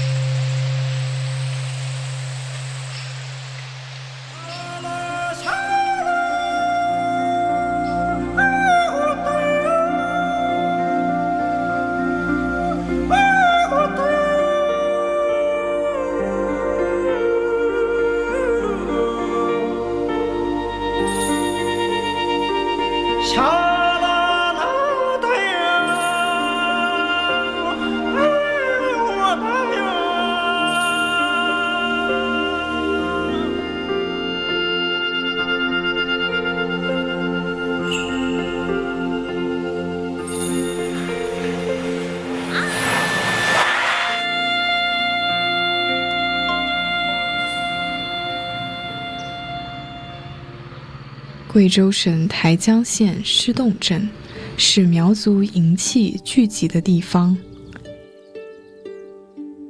火与锤的声音，世代未曾停歇。在这片土地上，它延续着一种古老的记忆。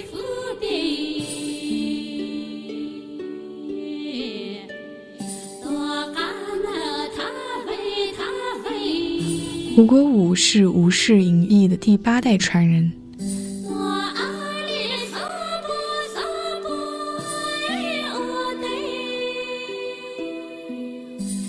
7岁那年，他第一次握起锤子。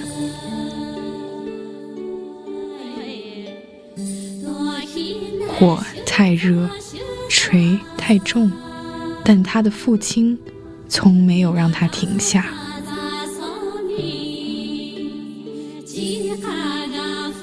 一般我们做银子的话，要把这个模具做好啊，模具做好了，图案这个模具的图案做好啊，然后再把这个倒这个圈两面，再拿银子来压。就像我父亲他们那一辈他们全部要煤油灯，那时候他们用银子的时候也全部要那个互相的用银子。现在到我们这一辈啊，现在全部是要机器化的多。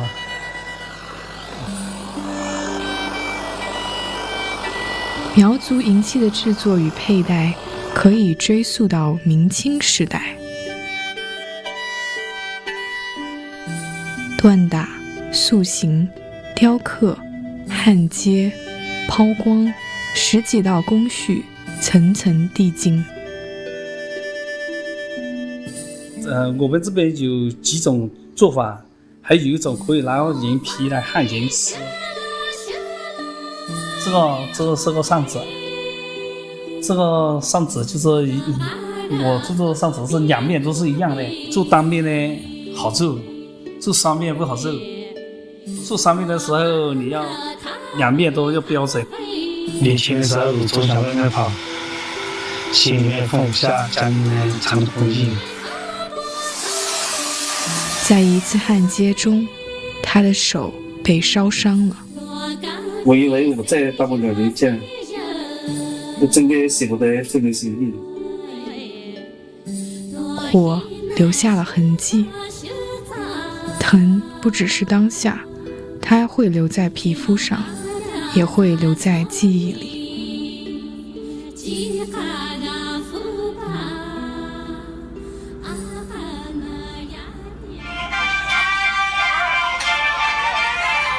在苗族的世界里，银从来不只是装饰，它是可以被看见的历史。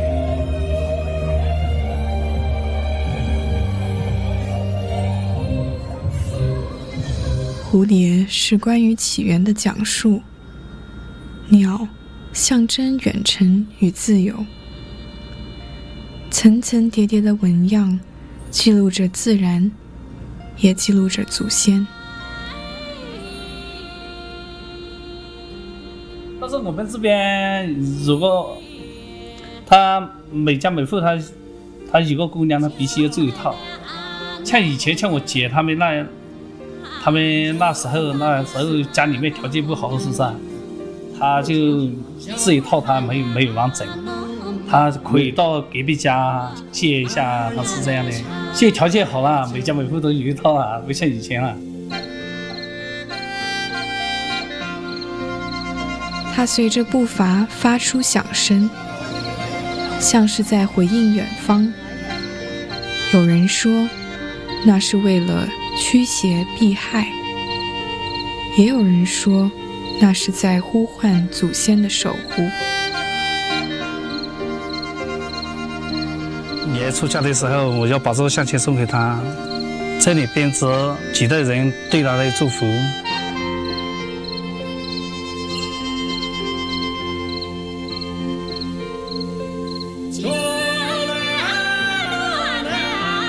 它会被佩戴，被珍藏，也会被时间带走，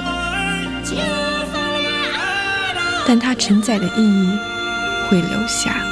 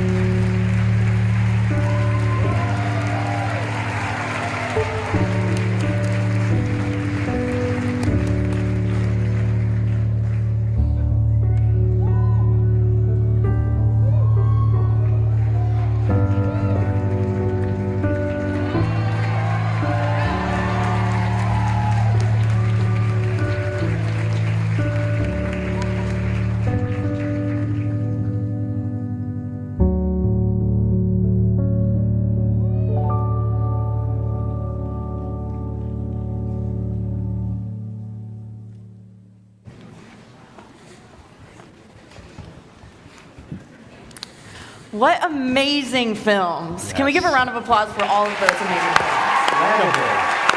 Fantastic. So much talent in this room. So, with that being said, it is now your turn to participate. You can either text the number on the screen, the name of your favorite film, or you can scan the QR code to vote. You know, while you're voting, just a little fun fact, QR in the QR code actually stands for Quick Response. Created in 1994 by Masahiro Hara, it was originally needed to track Toyota auto parts. Since you're all still listening, you know, later on it eventually ended up in Michael Bay's Transformers in 2007. A lot of QR codes. Yes, this is all true. Okay, right. It also ended up in Walt Disney's Snow White, the original cartoon. You're probably wondering, how did it end up in there if that was 60 years before 1994? But Walt Disney, as we know, is a... Oh, yes? Yeah. No. Yes. Yes, sir. Yes. Sorry, they're telling me to continue on. Stop talking about QR codes. Yeah, no one wants to hear anyways, about that. Yeah. in a moment, we're going to be presenting this year's Bailey Award-winning script. The winner of that will receive $5,000. But before we get to that, we are going to screen last year's award winner, Connected, written by Sabina Boyer and Corey Alford. Enjoy.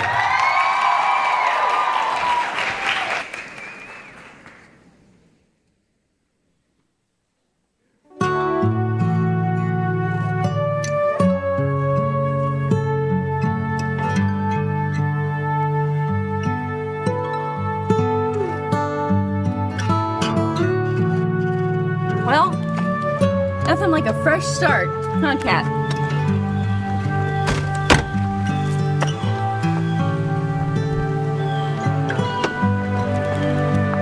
Yeah, in a dead person's house. The dead relative's house.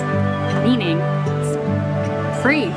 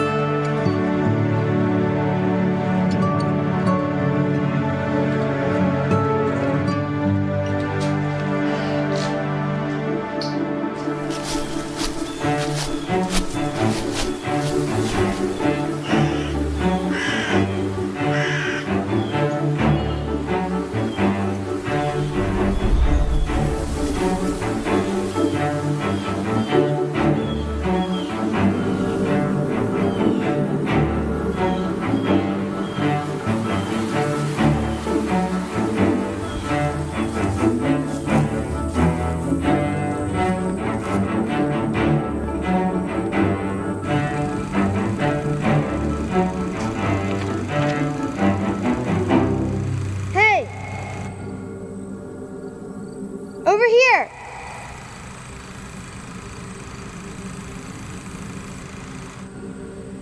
Who are you?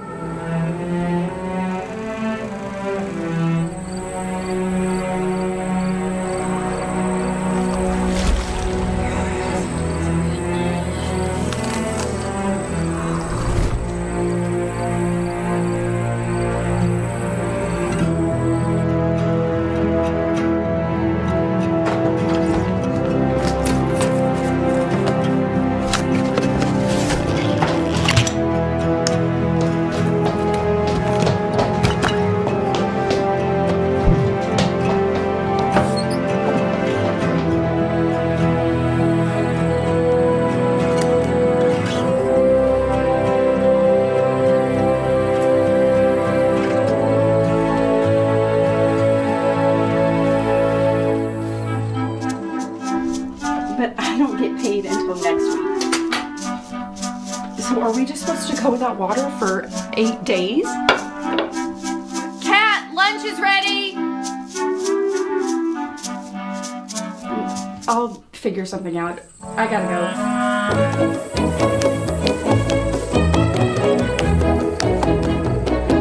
Hello? Hello? Hi. I thought I'd be alone out here. No one's ever alone out here.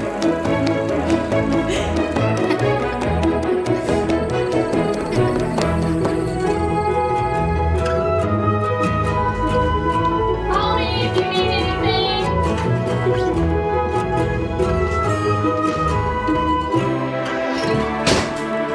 Wait. Bye, I guess.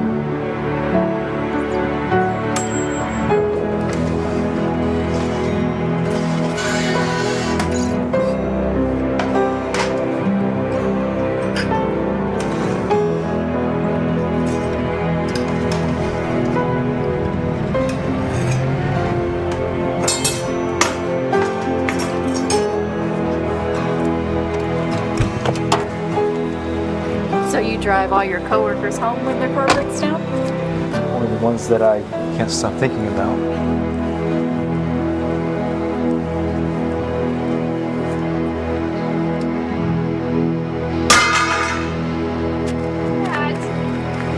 It's okay. It's all right. Sorry, thank you, but I gotta go.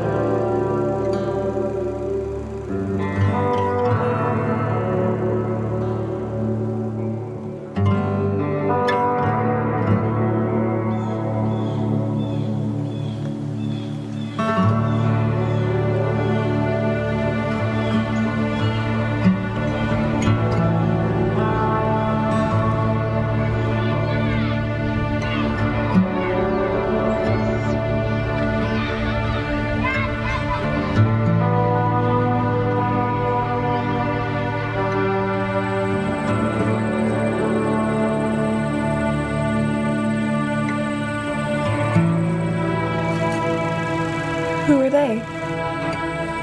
Just some friends.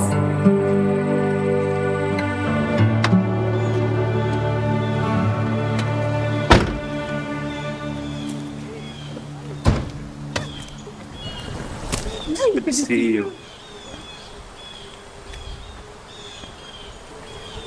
Hi. Good to see you, Kat.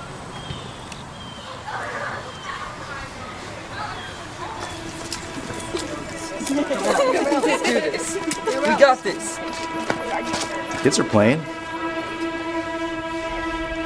You want to go? Come on, we should go. Harder. Let's go.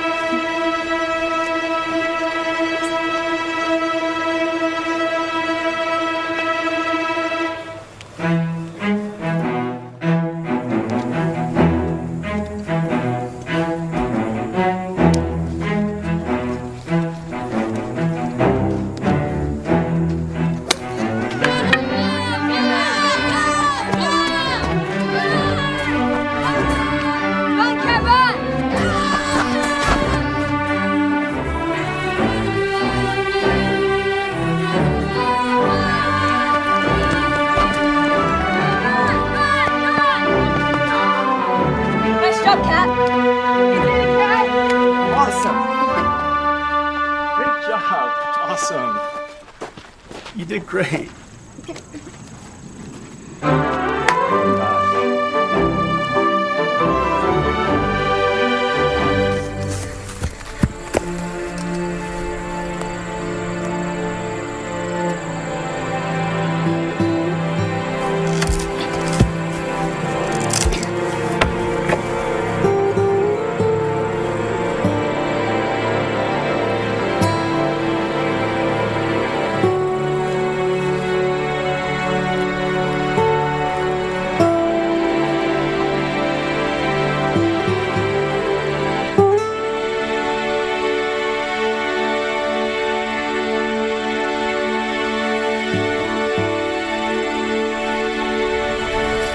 Thank you.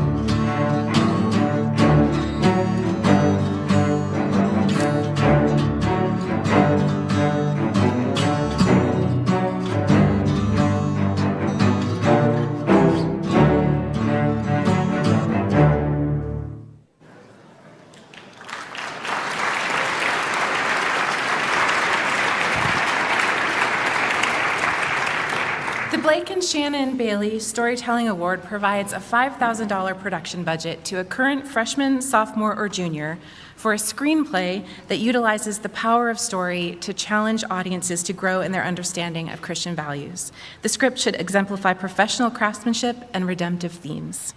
And now that you've watched last year's winning project, Connected, it is my pleasure to announce the winner of the 2026 Bailey Storytelling Award. It goes to Jocelyn Jaker for her screenplay, SOS.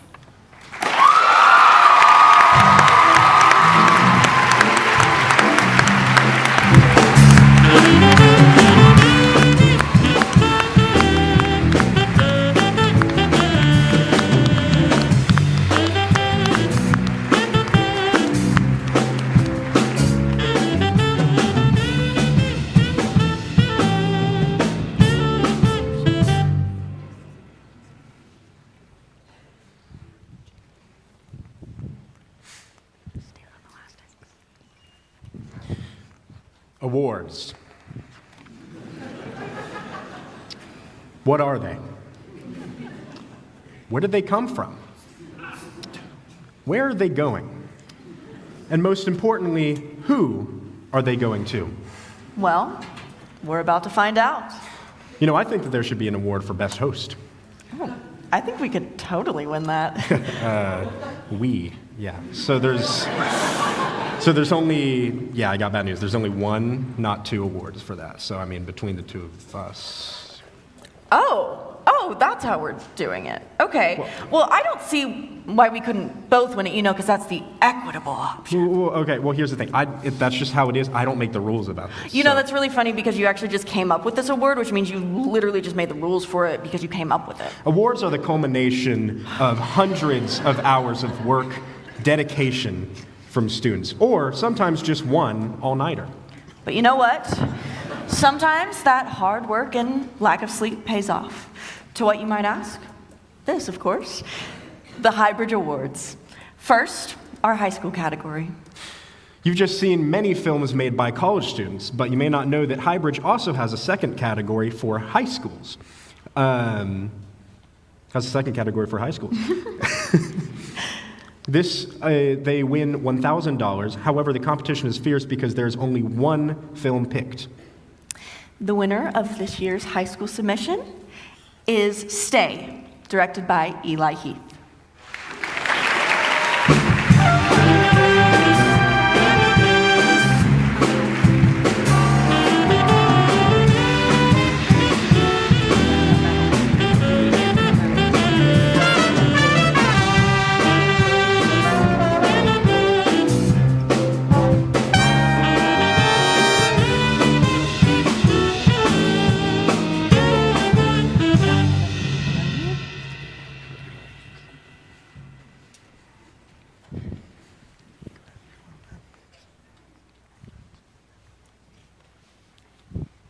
I got dressed tonight and I thought, I look pretty good. But then I remembered I didn't have a team of artists taking 20 years off, stitching me into another century, or making it look like the apocalypse had just happened. But that's what costume, hair, and makeup artists do. Before a character ever speaks, you already know who they are, where they come from, and what they carry with them. These artists don't just dress actors, they build identity one detail at a time. It is my honor to present the award for Best Costume, Hair, and Makeup Design for Field Agent to George Blair, Jocelyn Yeager, and Kennedy Roberge.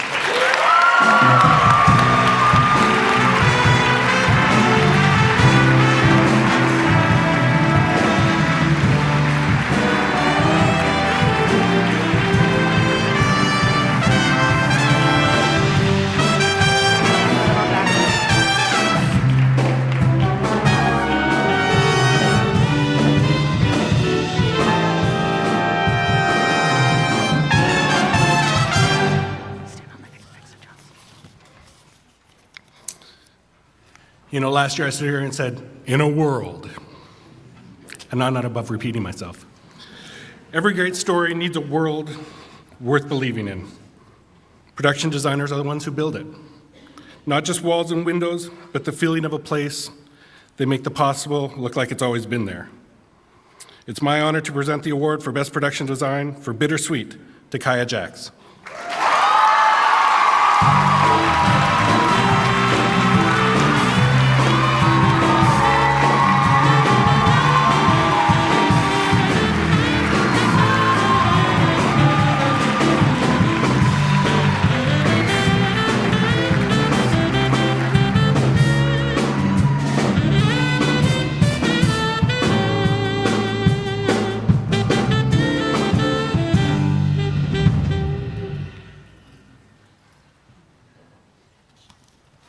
when we're really engaged in watching a great film, it's interesting that very often we aren't even consciously aware of what we're hearing. We only notice the sound sometimes when there's something wrong with it. But when the sound is really great, it unconsciously draws us into the story, telling us things about the background, the location, what's going on around us, or maybe what's about to happen. It can tell us what a character's feeling, or what we should feel about the character. And sometimes it can even tell a story within the story. There are 2 awards tonight that are for different aspects of the sound: Best Sound Design and Best Original Music. Tonight's winner for Best Sound Design is Davis Brown for Charisma.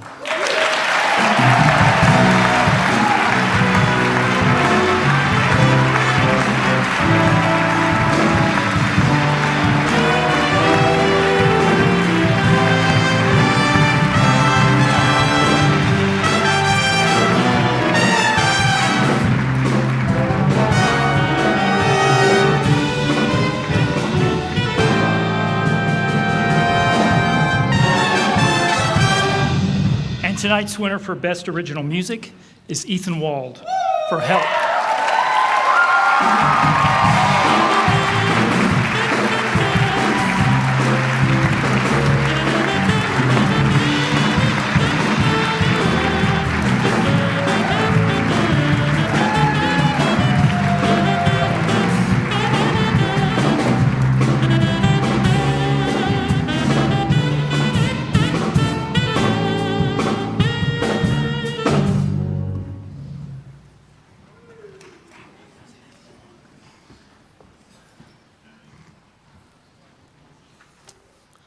The next award is for Best Visual Effects.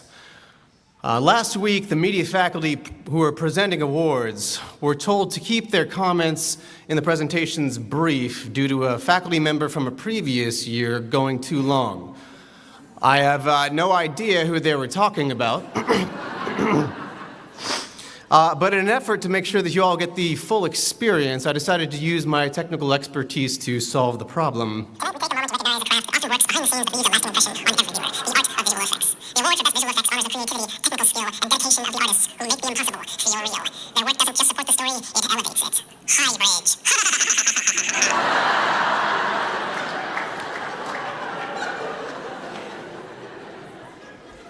I think that says it all. And the award for Best Visual Effects goes to Noah Winker for the film Revision.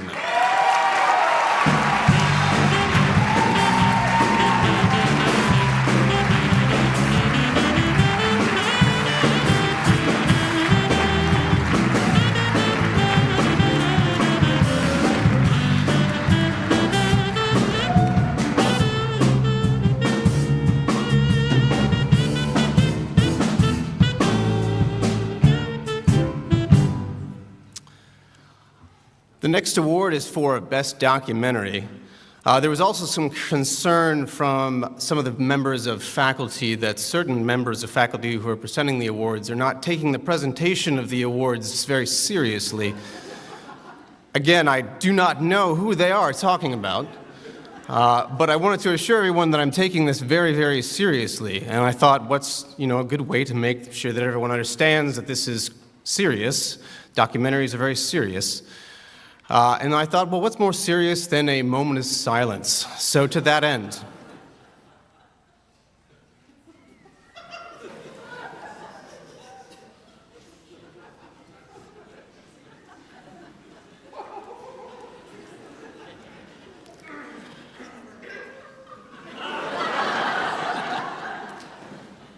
thank you. And the award for Best Documentary Picture goes to Alex Young for Resilience.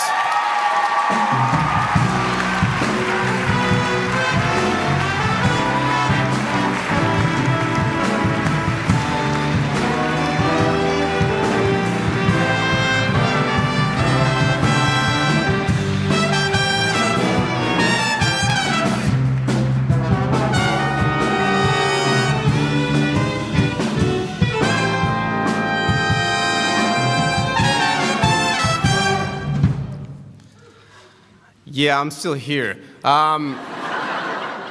Normally, Sarah Hogenkamp gives this award, but she's very much under the weather this evening and she wasn't able to be here. So she told me to just shut up and say the name of the person who won and not to tell any jokes. I was very offended by this, and I told her I've never told a joke in my entire life. However, I will follow her instructions. And for this award, the winner also is given an award by Canon, the camera company Canon, and they will receive a camera. So the award for Best Cinematography is given to Elaliu for film Echoes of Silver.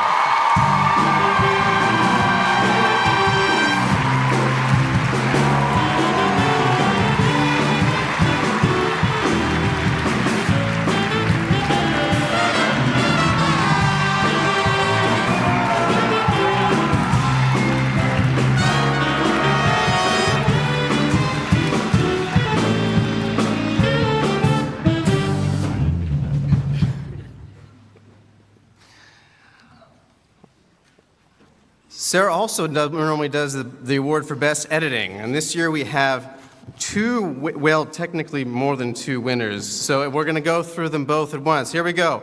The winners for Best Editing are Sam Edgar and Will Tang for Card to Mouth.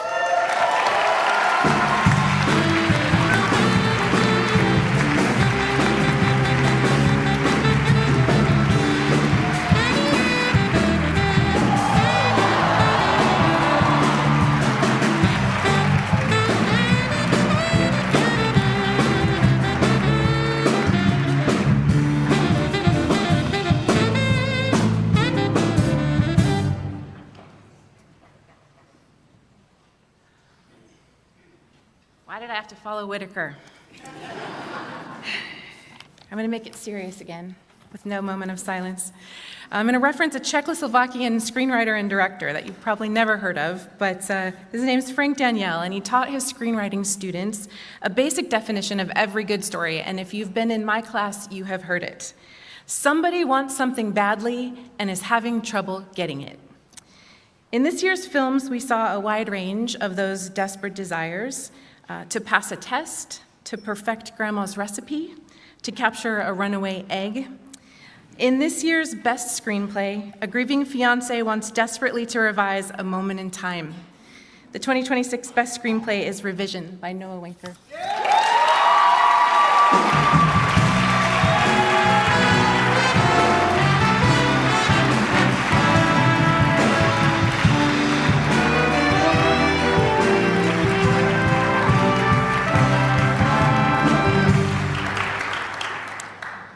In thinking about directing, I'm going to return to a quote by Frank Daniel, who was a mentor to many well-known directors, such as Milos Forman, Terrence Malick, and David Lynch. Film storytelling, Daniel said, the craft and art of it depends mainly on the ability to help the viewers to perceive, to see, to hear, to feel, and understand. This year's Best Director helped us to see, hear, feel, and understand the fear, the victory, and the change of heart of two young penguins. The 2026 Best Director is David Campbell for Expedition.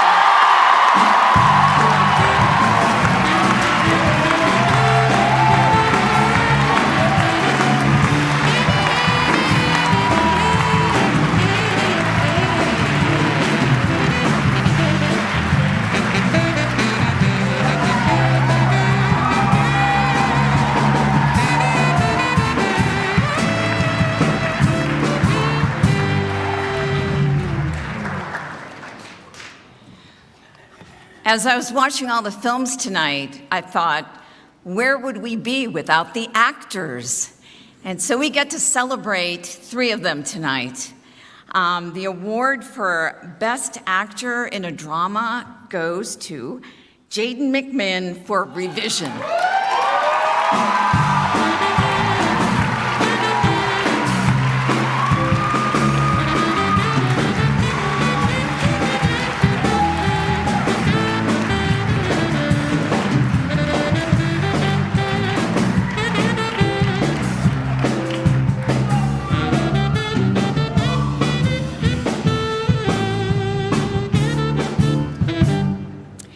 Well, good comedy is a serious thing.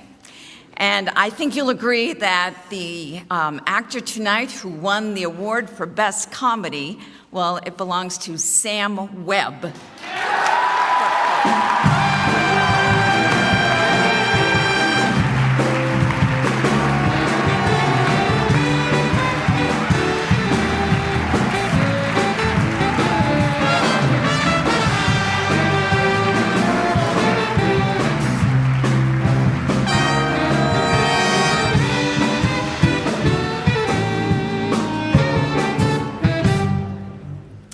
And finally, our award for Best Actress goes to someone who definitely earned it. She did amazing work, honest, moving, compelling, just beautiful work in the two films that she was featured in, Help and Bittersweet. And this award goes to Best Actress, Jocelyn Jager.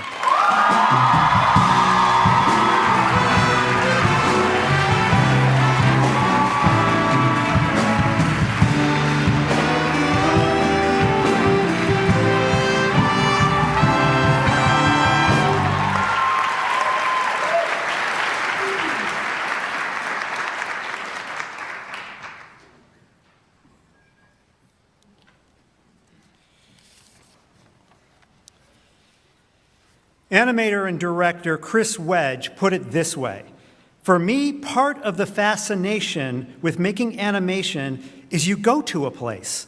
It's a complete immersion in someone else's fantasy." In honor of immersing us so well into his fantasy, the judges asked for special recognition in this category, Best Animated Feature, which goes to Expedition, David Campbell.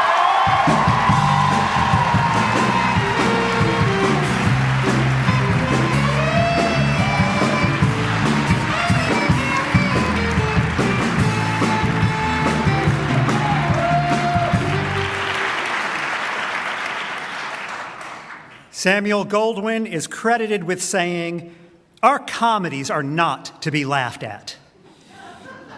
But I think it was Mel Brooks who said it best. Laugh, and the world laughs with you. Fart, and you fart alone. For the film that made us laugh and laugh together, the best comedy goes to Forrest Jameson, Sam Webb, and Davis Brown, Fate.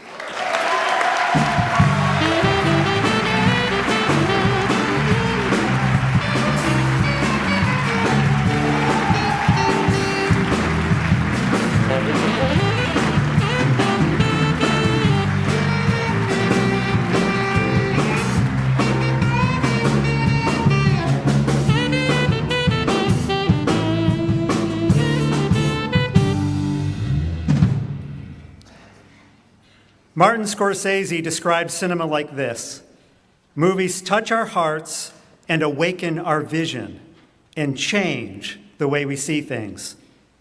The winner of Best Drama did just that, touching, moving, and changing us. Best Drama goes to Noah Winker and Mikey Dawson, Revision.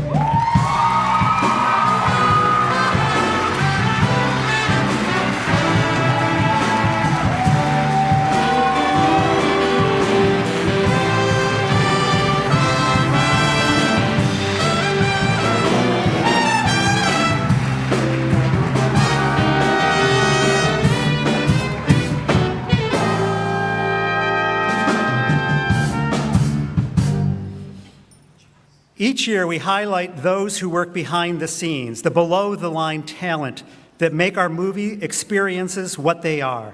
To be eligible for this award, the individual must be nominated by the creators of our films, honoring the work of those that served.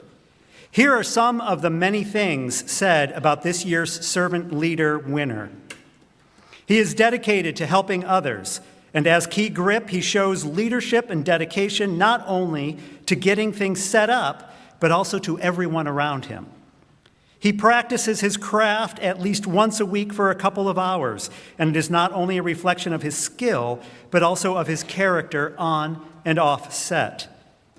He stepped in with a day's notice, sacrificing the most precious resource in the world, time.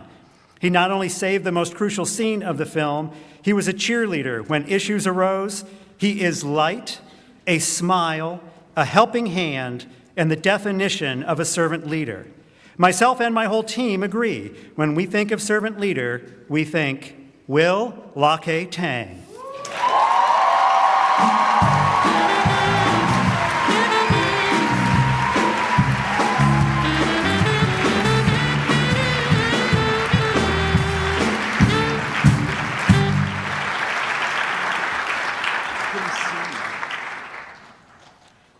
All right, if I'm up here, you know what that means. The Audience Choice Award has been tabulated. I'm ready to read it. I don't know if you should have trusted a comm major with counting all these, but I'm going to do my best. Carry the 2, come the 1. Okay. The winner of the Audience Choice Award is Expedition, David Campbell.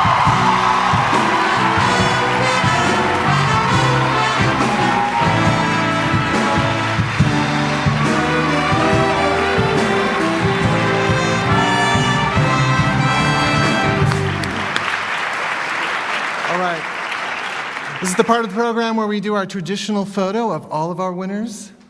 And so I think our photographer is actually in the balcony. There they are. They're going to get a couple of shots up there.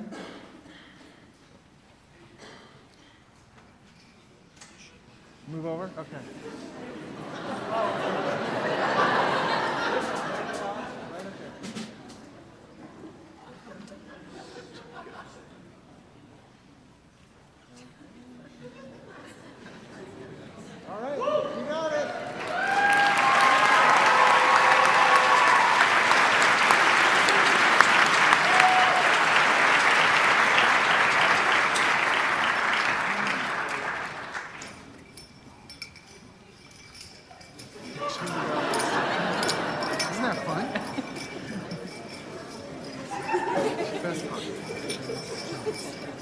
Now we know where you all are. You're coming.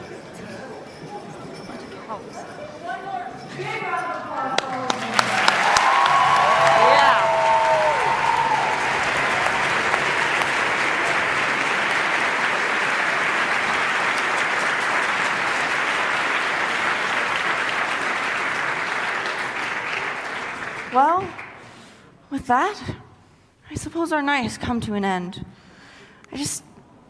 I know, I can't help but feel sad. I just wish there was something else that we could do. I don't know, like a party or something. I just don't want to go home yet. I mean, God, I'm just so upset. I mean, aren't you guys upset? Yeah. Is there somewhere else that we want to go? But I don't know where. Where could it be? What could it be? I don't know. Oh, this is stressing me out.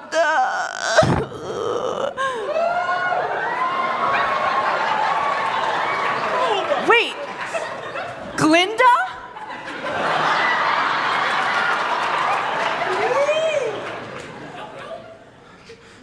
Don't worry, Presley. If you want to get to the Miller after party, all you have to do is click your heels 3 times and say the magic words. Okay. There's no place like the Miller after party.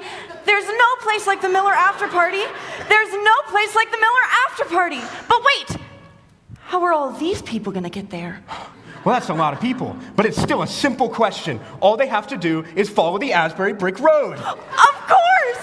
Come on, let's go! Follow the Asbury Brick Road. Follow the Asbury Brick Road. That's too many words. It's too many words. The song is just not gonna work. It's not going to work. Okay? Hey, come to the Miller after party. Yeah, okay? Really, we just want to get to the snacks first, is all.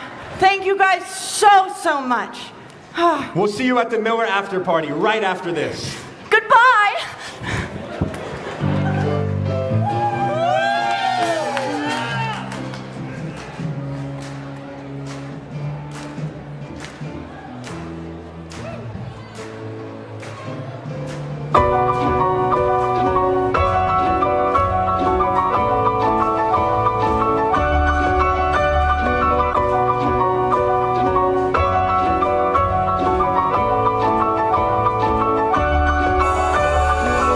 Donne-moi des couleurs.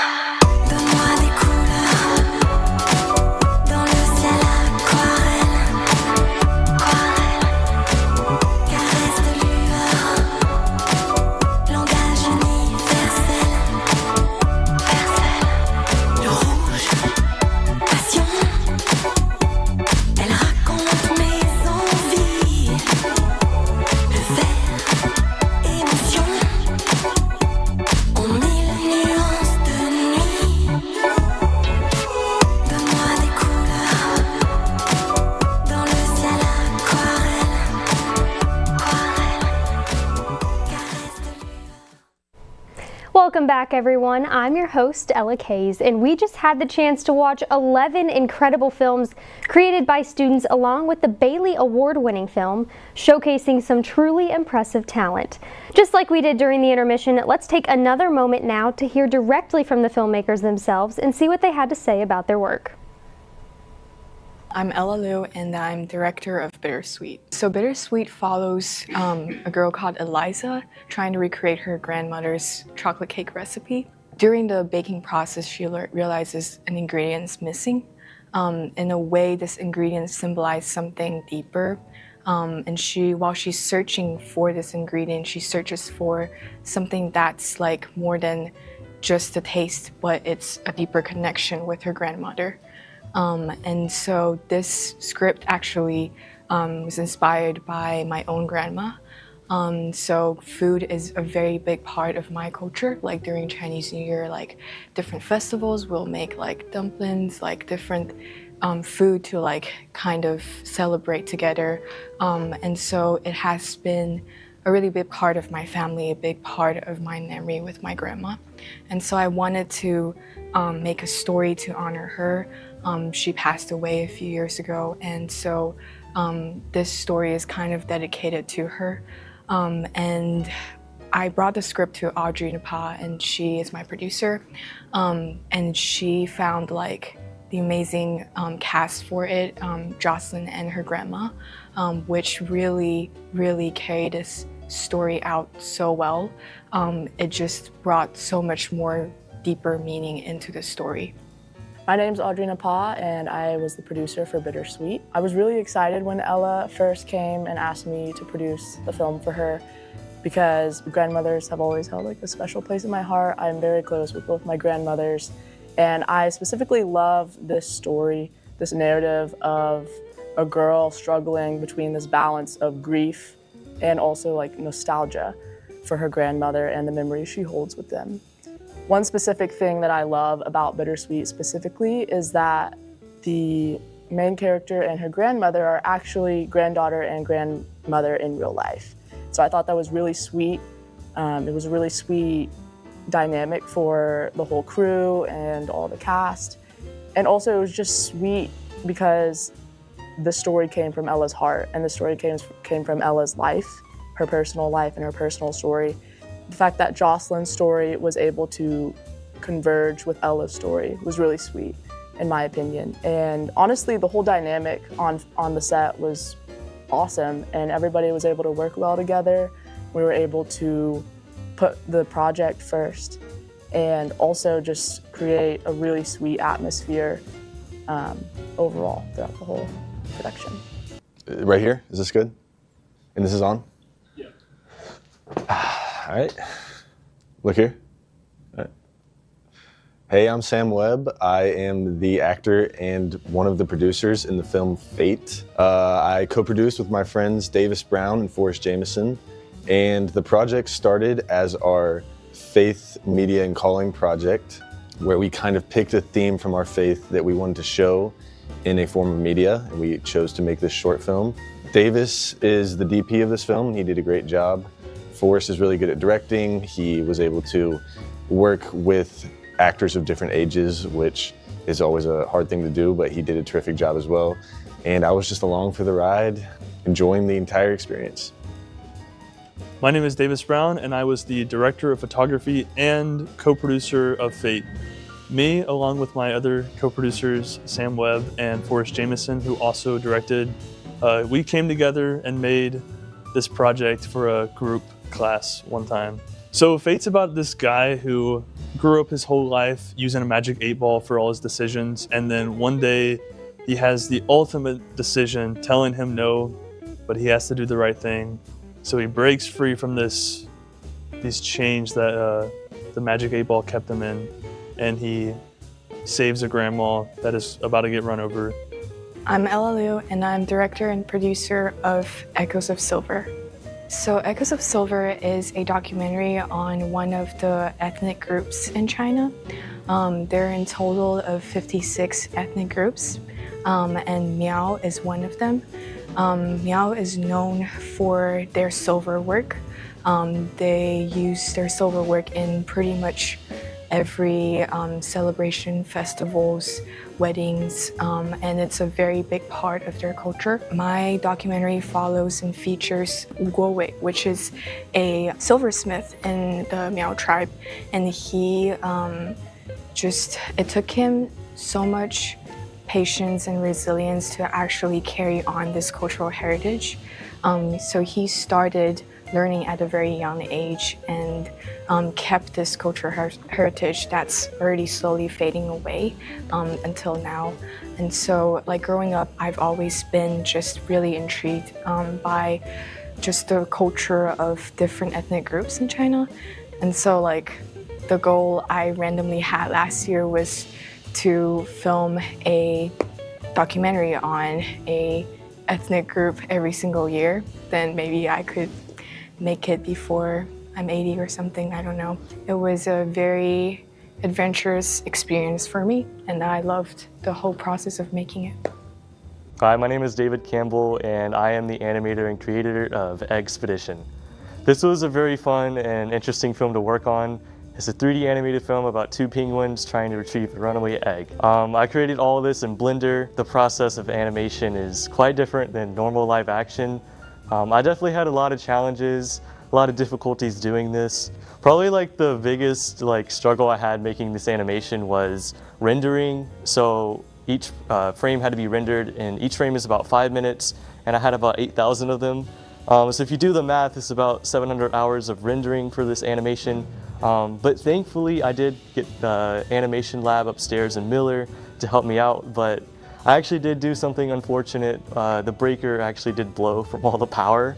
So that was a big struggle trying to get that sorted out and just trying to get this film rendered. In the end, it did actually work out. We got it done pretty quickly. Took me a long time, but I'm really happy with the way it turned out, and I'm very excited to show y'all the film.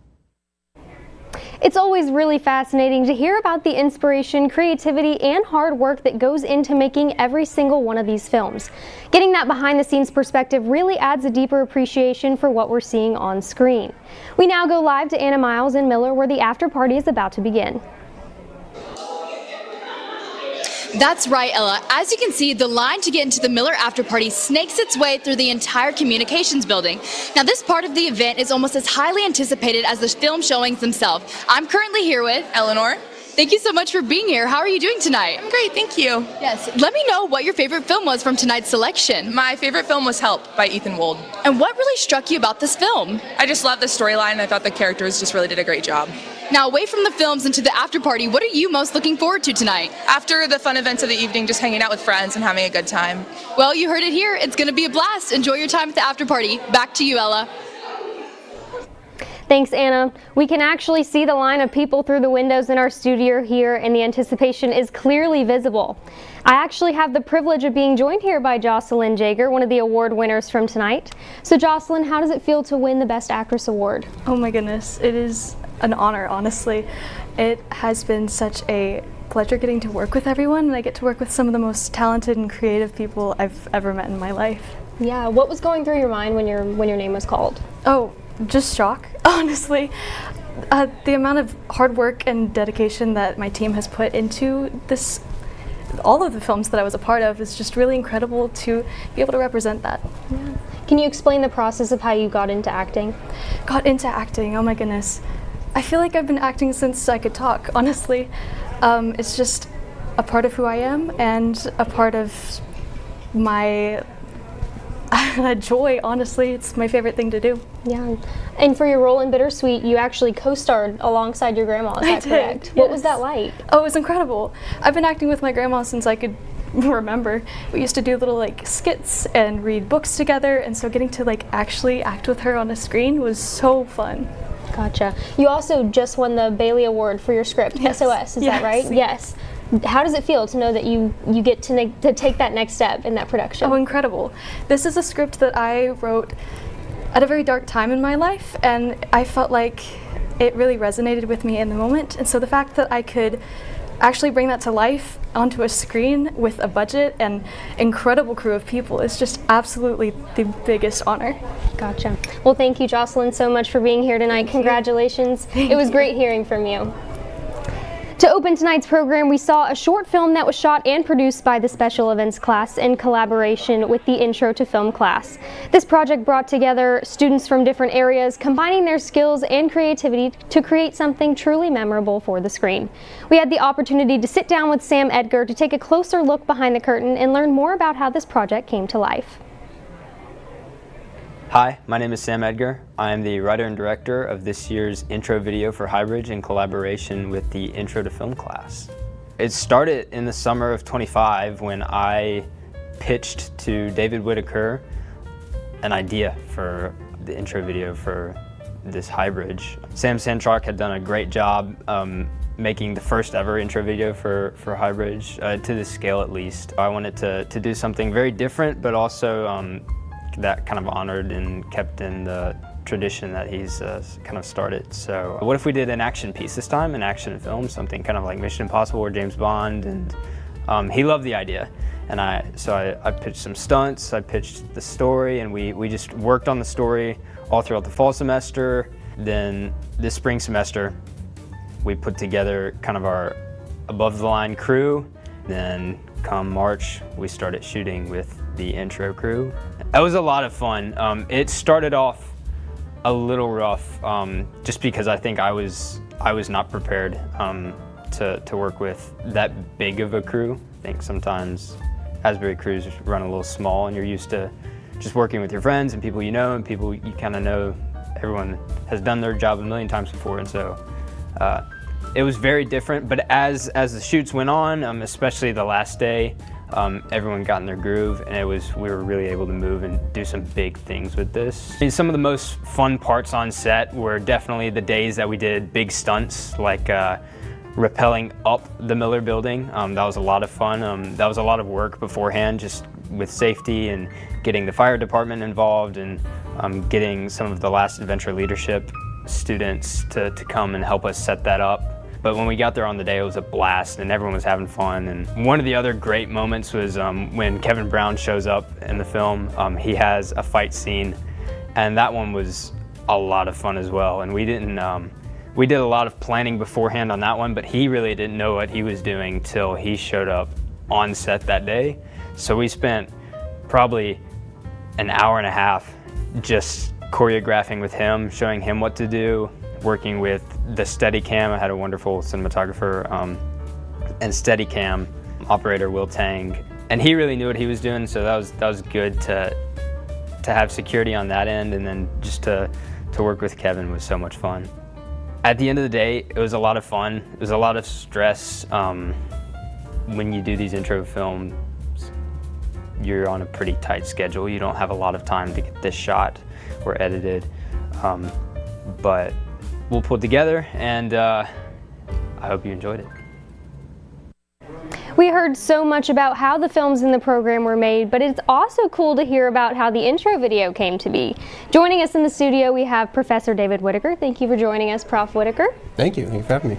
So we just saw some behind the scenes of the intro video. Since your Intro to Film class helped in the making of this video, can you tell me a little bit about how the production actually went? Yeah, well, it's always a fun experience. We get to collaborate with a lot of different classes, a lot of different students. Sam Edgar was able to direct this year. It was a good time. He kind of pitched me a project about, I'd say like October of last year, and we've been working on it ever since to make it come to life. And one of the more fun parts was the rappelling up the side of the wall, which I applaud the students for being able to pull that off. That's a hard one to get all the permissions for that. We had the fire department and all the security people. It was great. They did a good job. Yeah. So you've been to lots of Highbridge Film Festivals, correct? Yeah. Yeah. What keeps you coming back? What keeps me coming back? My paycheck, mostly. Yeah.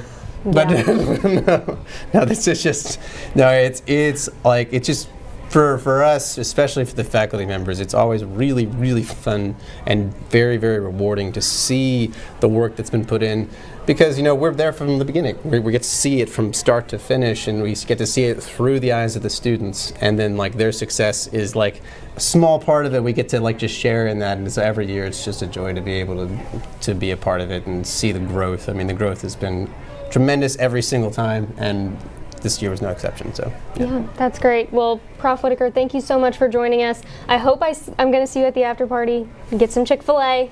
Yes, well, Chick-fil-A is the most important part. Yes, well, thank you so much for being here. The opening film for the Highbridge Film Festival is becoming a really meaningful way for underclassmen to get involved in an important creative project here on campus, and it's honestly really cool to see that kind of collaboration and growth happening. We now go back to Anna Miles in the Miller studio. Thanks, Ella. The festivities here in the Miller After Party are now in full swing, and the energy has really picked up as people continue to arrive and celebrate. We've got Chick-fil-A, plenty of popcorn, and a DJ keeping the music going, so there's definitely something for everyone to enjoy. I'm here with Emma. So, tell me, Emma, what has been your favorite part of the after party so far? My favorite part has been getting to see my friends and congratulate them on their films and taking pictures of them. Well, that's awesome. I hope you continue to have fun. Back to you, Ella. All right, keep plowing. Thank you, Anna, for keeping us updated on the party downstairs. It really does sound like an absolute blast, and we wish that we could be down there joining in on all the fun. The energy sounds incredible, and it's great to hear how much everyone is enjoying the night. We'll definitely be checking back in with you a little bit later to see how things are still going. Right now, I'm joined by David Campbell, the award winner for Best Animation. David, it's been a while since an animated film has actually been in the festival. How do you feel that you brought back animation to Highbridge this year? Yeah, I'm really excited. Like, animation is kind of a lost form of art. Not that many people do it, and specifically like 3D and 2D. I kind of wanted to just like try my best to try to bring it back to the festival, because animation is really like dear to my heart. Gotcha, that's awesome. What initially inspired you to create this film, and how did you evolve that idea over time? Yeah, I first started with an idea of I wanted like a cartoonish vibe, and I kind of settled on some penguins because I thought it'd be funny if I kind of based it off of Penguins of Madagascar with this runaway egg. I kind of took inspiration from that, and also Happy Feet. I just kind of wanted to tell like a funny story that anyone can enjoy.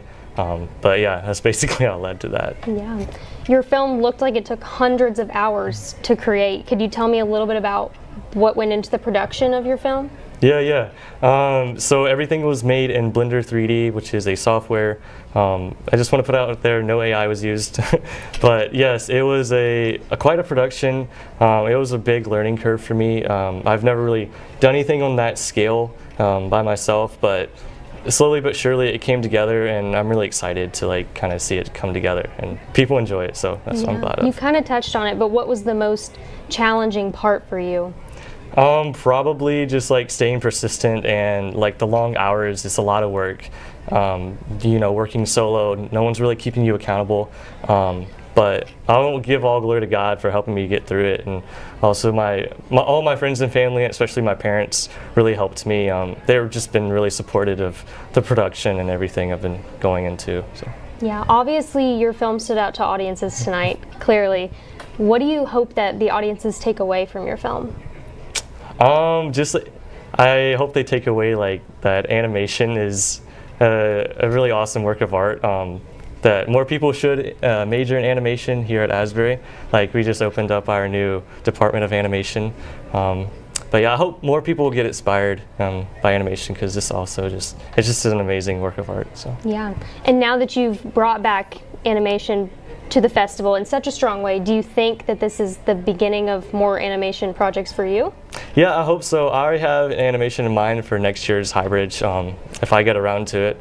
But yeah, I hope there's many more to come, so we'll just see what happens. Yeah, well, David, it was so great hearing from you. Congratulations. Thank you so much. Thank you so much for joining us, and we hope to see you at the after party later. By now, the after party is in full swing, and it sounds like the energy has only picked up as the night goes on. There's a lot happening down there, and we've been hearing great things about the atmosphere, so let's check back in with Anna one last time to see how everything is wrapping up. Thank you, Ella. I'm here with Sarah Beth, and we've been having such a great time taking in everything from tonight's program and the after party. Well, I'd love to hear your thoughts, and what has been your favorite part of the evening so far? So far, my favorite part has been the after party. I loved getting to have Chick-fil-A and getting to have fun conversation with my friends. No, that definitely sounds awesome. Now, tell me, do you have a favorite film from tonight's lineup? So my favorite film was actually the winner, Expedition. I thought it was so cute and cinematography was wonderful. Well, I love to hear it, but most importantly, have you been enjoying yourself at the after party? It has been so fun so far, and I think it's just going to get more fun as the night goes on. Well, you've heard it. It's a blast down here at the after party. Back to you, Ella. Thank you, Anna. As we begin to wrap up tonight's program, we want to take a moment to give a huge thank you to everyone who made this evening possible, from our generous sponsors to the many dedicated volunteers working behind the scenes. We hope you enjoyed the incredible lineup of films featured in tonight's program and that you were inspired by the creativity and talent on display. We also hope that you'll join us again next year for another exciting edition of the Highbridge Film Festival. Thank you so much for tuning in and have a wonderful night.